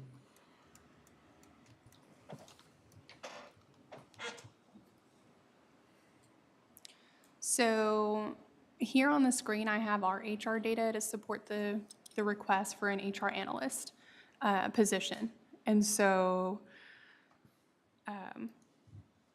this request was a part of the request I brought forward back at the end of January, beginning of February, as a part of my vision for HR's organizational structure as a new department head.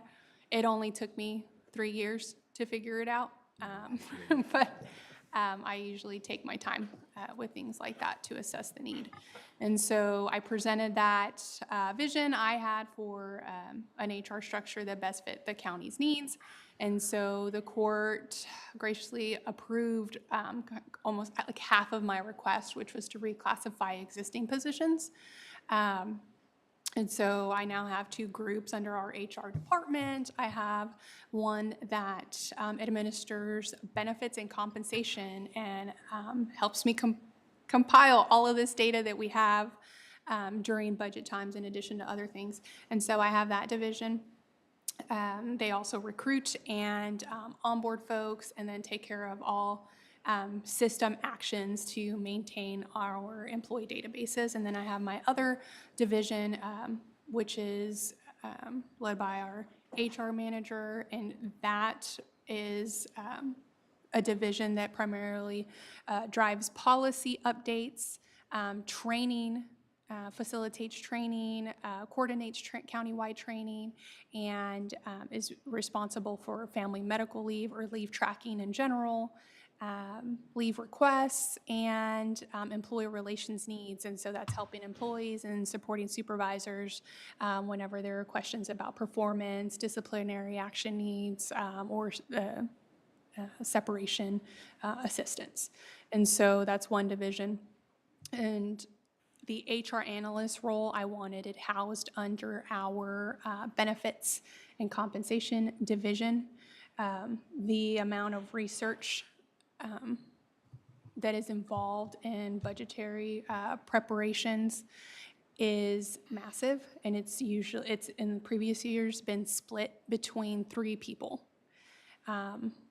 This year, even with consultants coming in and doing survey benchmarking for us, the work volume piece of it, researching that was still quite a bit of work. And so next year, we're not going to have the consultants back doing that bench work.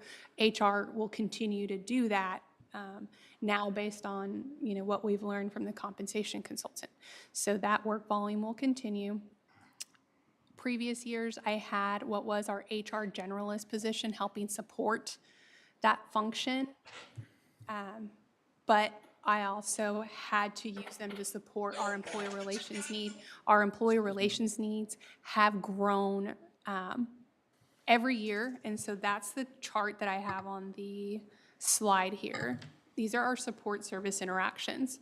So we have a log that we keep pretty close tabs on. Every time we are helping support a supervisor or an employee with inconsistencies in policy or having to address performance and things like that. And so you could see here last year we had almost double the amount that we had the 4 years prior in 2019. And I want to speak to, this doesn't mean the county has more problems.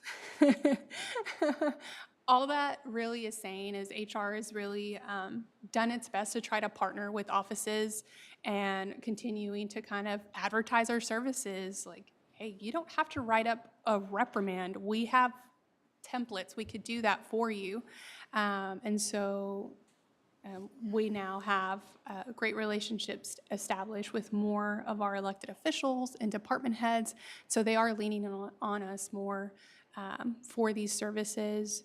For instance, the sheriff's office, it's one of our biggest clients.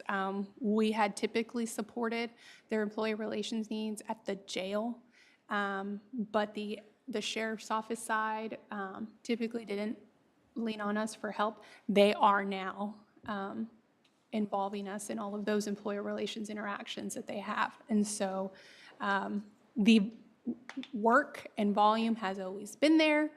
We are just being involved more in these conversations. And so that's given us more work, which we love, and that was our goal, because the more HR is involved, the less risk the county is taking on. Because if we can across the board show consistency in our application of employer relations interactions, the less room for claims coming from employees. And so the goal is to continue to support those services. So that HR generalist, I have now pretty much dedicated it completely to our employee relations functions, which leaves me struggling a little bit to keep up with our research, our data analysis. And so that's the idea behind this HR analyst position. And so I want to continue to serve the court in that very data-driven function of recommendation. And so we see here the staff count for other counties. On average, other HR offices have 8 full-time positions. We have 7 full-time positions. My request would include the assumption that we would give up our part-time position. We have a current part-time position that we used and relied on pretty heavily. We were very lucky. Our last part-time clerk, was a Baylor student. She's graduated and moved now, but she was sharp. And so this year we got by with her helping with a lot of this data compilation or compiling all this data. And that just happened to be a super fortunate thing that we had that skill set in-house in our part-time clerk position. So we were using that part-time clerk very much above the complexity it was intended to have. But we work with what we got, and so we would give up that part-time position. That part-time position has furniture, has equipment, has their computer, and so that would just be repurposed in the form of a full-time position. Was that a halftime? I believe it was funded for $15,000. I mean, hours, was it 20-hour week? I think it was 1,000. Yeah, 20-hour week, which I consider halftime. Right. So did you have 6.5 or 7.5? The numbers up here show HR staff count at 7, and was that 7.5 or 6 or 6.5, and you weren't counting them, or? 7.5. Yeah. 7.5. But most of these HR departments also have part-time staff, so sometimes multiple part-time staffers. Where would that move you ratio-wise if you add that person in? So we would move from 1155, 144 HR staff ratio to. 2, 3, that puts you fourth least. It would, we'd be middle of the road. About, yeah. Yeah, if we Somewhere in had- the middle. 5, 6, 7, 8, 9, 10, yeah, somewhere around, Yes. around the middle.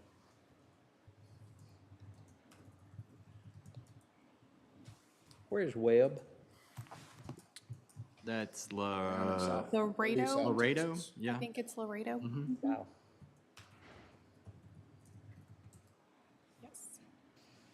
Any more questions or?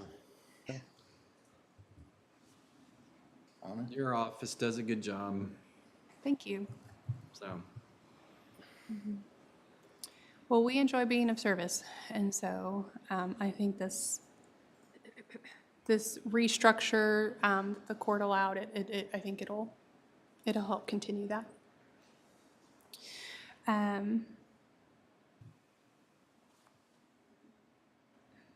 Any word? So I think we can go back to the sheet and kind of highlight those that may have not spoken to their request, May not have what? who haven't spoken to their request here. And they're not, and you don't have them scheduled? So there's just a few, some were just not available today, so. And you're only presenting the ones that you've approved, right? That have made, we're not gonna look at the ones that you've said you don't recommend or? That is up to the court. Well, if we're gonna do the data-driven thing on what we approve, we need to probably honor that on what we don't approve. And I'm assuming that most of them that you don't approve of, they're not driven by data, so. Correct. Or there's data to the contrary of a need. Do either of the other commissioners want to see those, or are you comfortable with? I'm pretty comfortable with Anna's recommendations, to be honest with you. Myself, I don't think we need to be going against them. I think a lot of work went into them. consistent. But I would say that if there's a, I mean, we have final say, and if a no is a no, and a yes is, we'll give it consideration. You've recommended it to the next level. Even No's a no the, and a yes yes, is a maybe? even the yeses can be prioritized. I understand, Commissioner, what you're saying. Yes. Yeah. I don't want to say yes right now. How I about don't want to say yes to anything. Anything. And you won't be saying yes until August the 29th Well, or between something. now and then, like I said, I want to see some, So nothing couple is of certain until numbers. then. Yes. Yes, you already outlined kind of the What removal. about Judge Lee? So, like I said, I know he was on the bench and gonna try, I What is his, where is he? just emailed me. Oh, he is available now. Is he gonna Zoom? Let me, Is that, what is he, JP what? he is Two. JP2. 2? Yes, sir. Here, look at this. Wish I had his cell phone number. Where's the Zoom link? Where's the Zoom? It's the big story. Wait.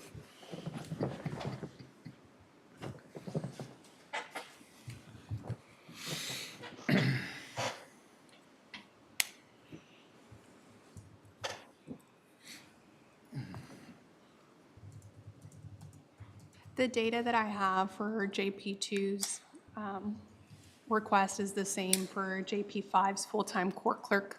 So it's the same data I'm referencing. And countywide, it looks like there may be a need for additional clerks, but specific to precinct 2, they have the lowest cases on They have docket. lowest cases on file, yeah. Yes, and they're actually very close to the average volume per staffer. So the reminder that that average is 1,909 here, cases per staff member, and precinct 2 is at 2,104 total.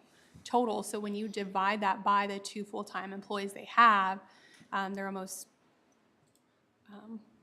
100% below that average, so.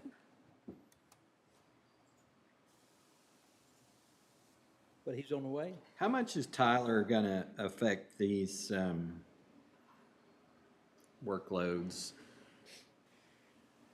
I do not know. But as long as we're on that. It's a case management system, and so it functions.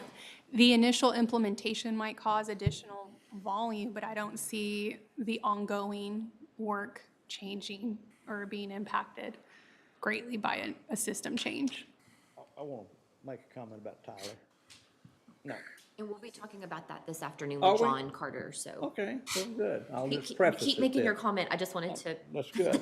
I am greatly concerned about the future of our maintenance cost on all of these. Well, that is the trend in IT is software as a subscription. No longer do you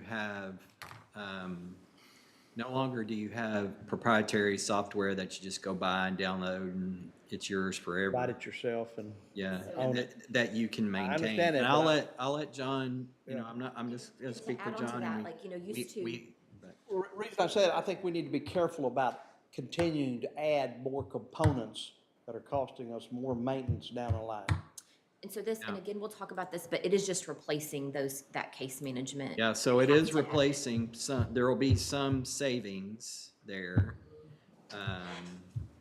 as far as that goes, but we're gonna have to pay for both for a little bit. And I understand that, I understand concern, I that. guess And then I think there's a security You have to- concern also too, that I don't wanna talk about it. And like Commissioner Jones was saying, so used to, if you bought one of these packages, JP case management software, where you may spend $2 million, you had to keep it updated, it's yours. We would say that's capital outlay first year. So now you're paying these ongoing costs, and it's a subscription cost. It also includes our maintenance and updates. And so what we have to do is, let's say we estimate we're gonna use this software for at least 10 years. We have to estimate the cost for 10 years, and then we consider that a capital purchase at the beginning for accounting purposes. So the accounting world even has taken note that there's a change in how software is being No argument. used. And so and so it's just, it is what, But the dollar it is what the world is.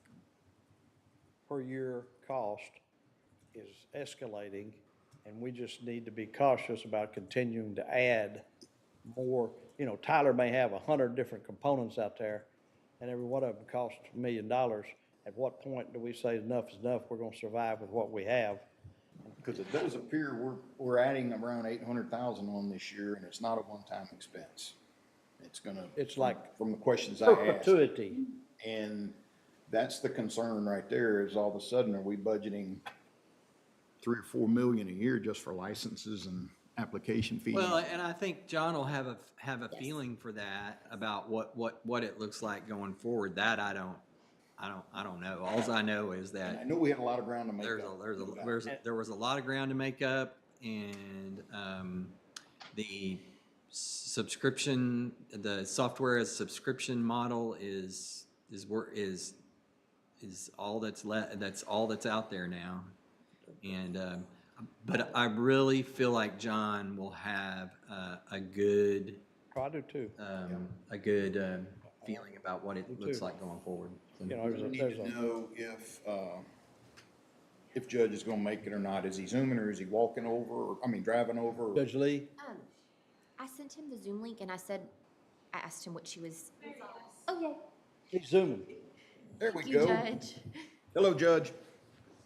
Good afternoon, Judge and Commissioners. I appreciate you all giving me the opportunity to come before you. I did get the invitation last minute. I apologize. I had court this morning.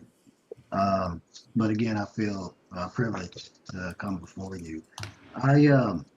I did put a request in for a part-time clerk.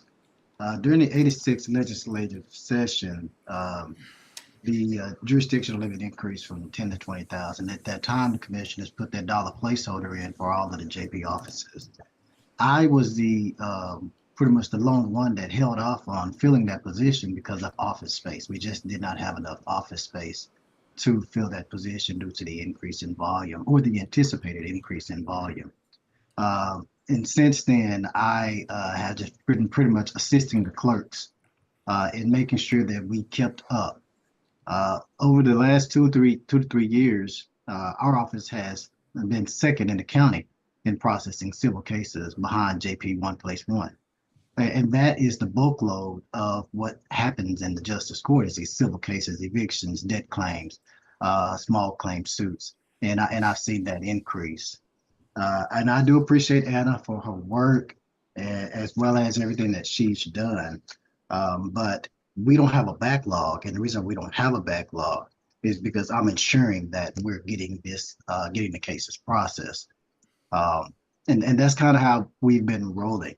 What happens in our court, if I'm down a clerk, then that one clerk let's say that like this week, I have a clerk on vacation. My chief clerk not only is answering the phones, she's processing cases, but she's also having to respond to the people that come to the court on a day-to-day basis. And whenever she's doing that, and if I'm not in court, that's what I'm doing. I'm assisting her to make sure that we answer the public, and that's our job.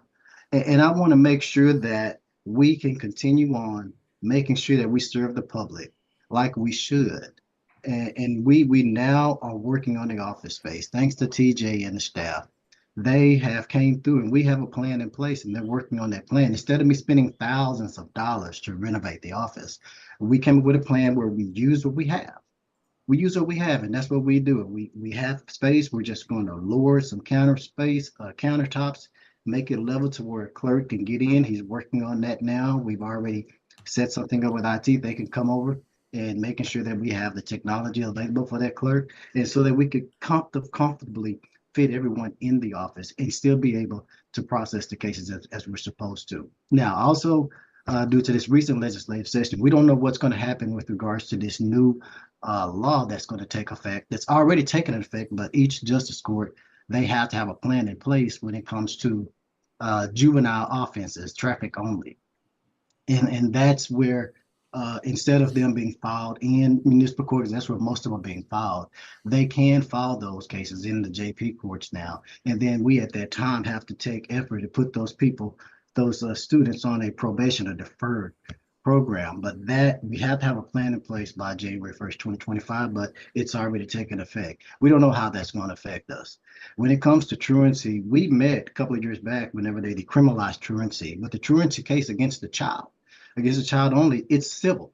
And so when you look at civil, that's when you're looking at all of the data when it comes to JPs, you look at civil when it comes to the children, because that's how it starts out. But the parents, it's criminal.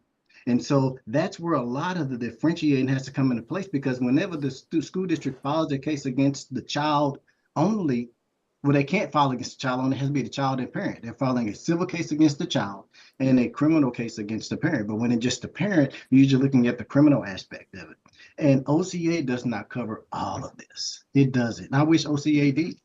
And that was one of the main things, whenever I first got elected, I met with Judge Felton and a lot of other elected officials, and he said, look, I need for y'all to get OCA up and, get it together. And that's what we did here at JP2. We took what we had and we improved. Our numbers have been improving, all because they're building more trust in the courts. And so I hope that you all would reconsider Even though Anna's recommendation is not to, but I hope that you all would consider giving me the opportunity to fill that position of a part-time clerk. And I'm open for any questions. Anna, do you have anything to add to that? I don't have anything to add. I know some of these other courts, just to speak to Judge Lee, I don't have new information, but just to speak to Judge Lee's comments, some of these other courts do have backlog. But I don't know if that's related to an efficiency issue or if it's just has to do with the amount of volume that they have, and they have a similar staff count to Judge Lee's. So precinct 1+1 has 1.5 more positions under their office, but they're dealing with cases at 19,000 compared to 2,000. So I can't speak to the reason behind or the backlog. And then we have, just to comment on Judge Lee's assertion of the other JPs filled their dollar placeholder, that those placeholders were removed. They were not filled. And you do recommend this particular ask?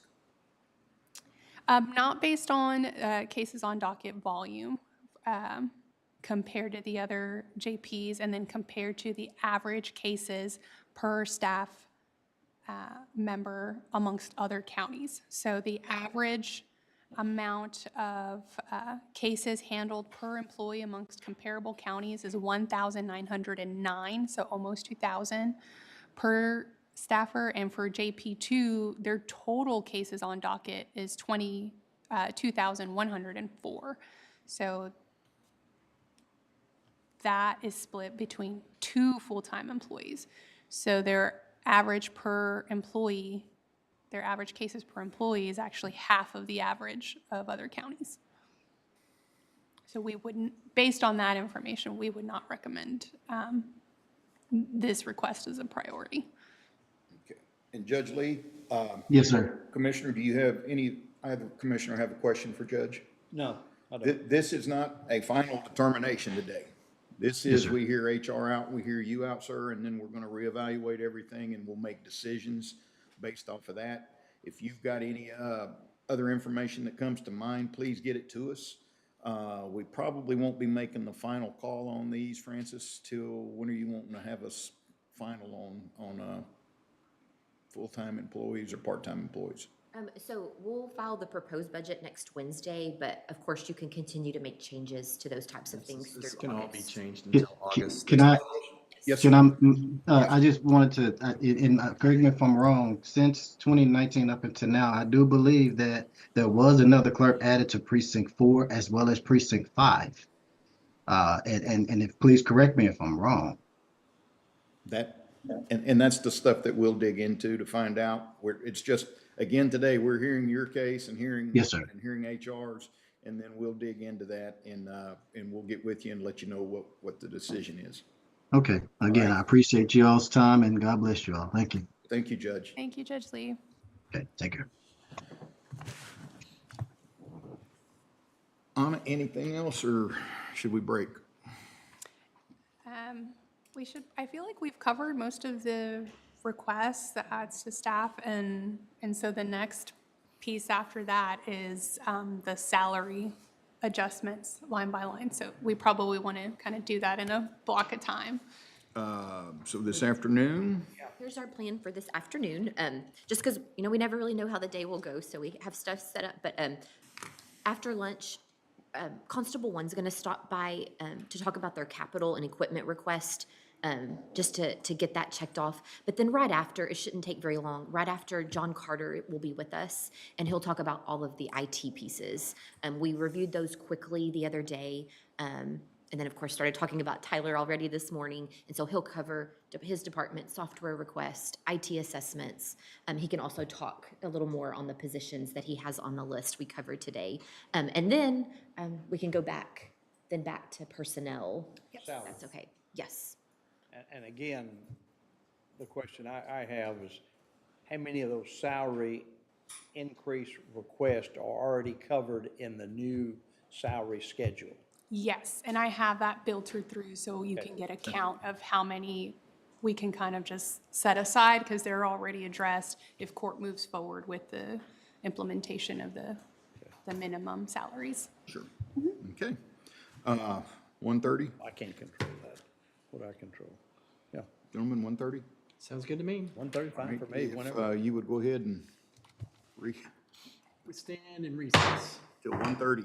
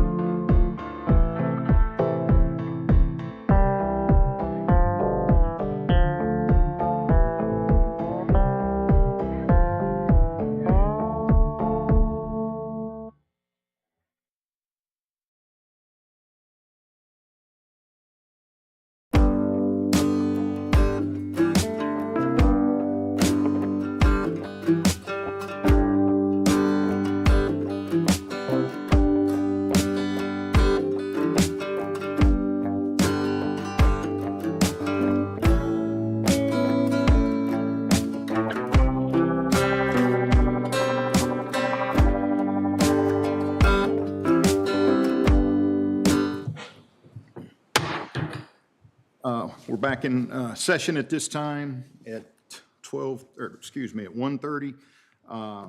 We will not have any additional items brought before the court today. So with that being said, we will adjourn at 1:30, and we will meet again in the morning at 9. Sounds good.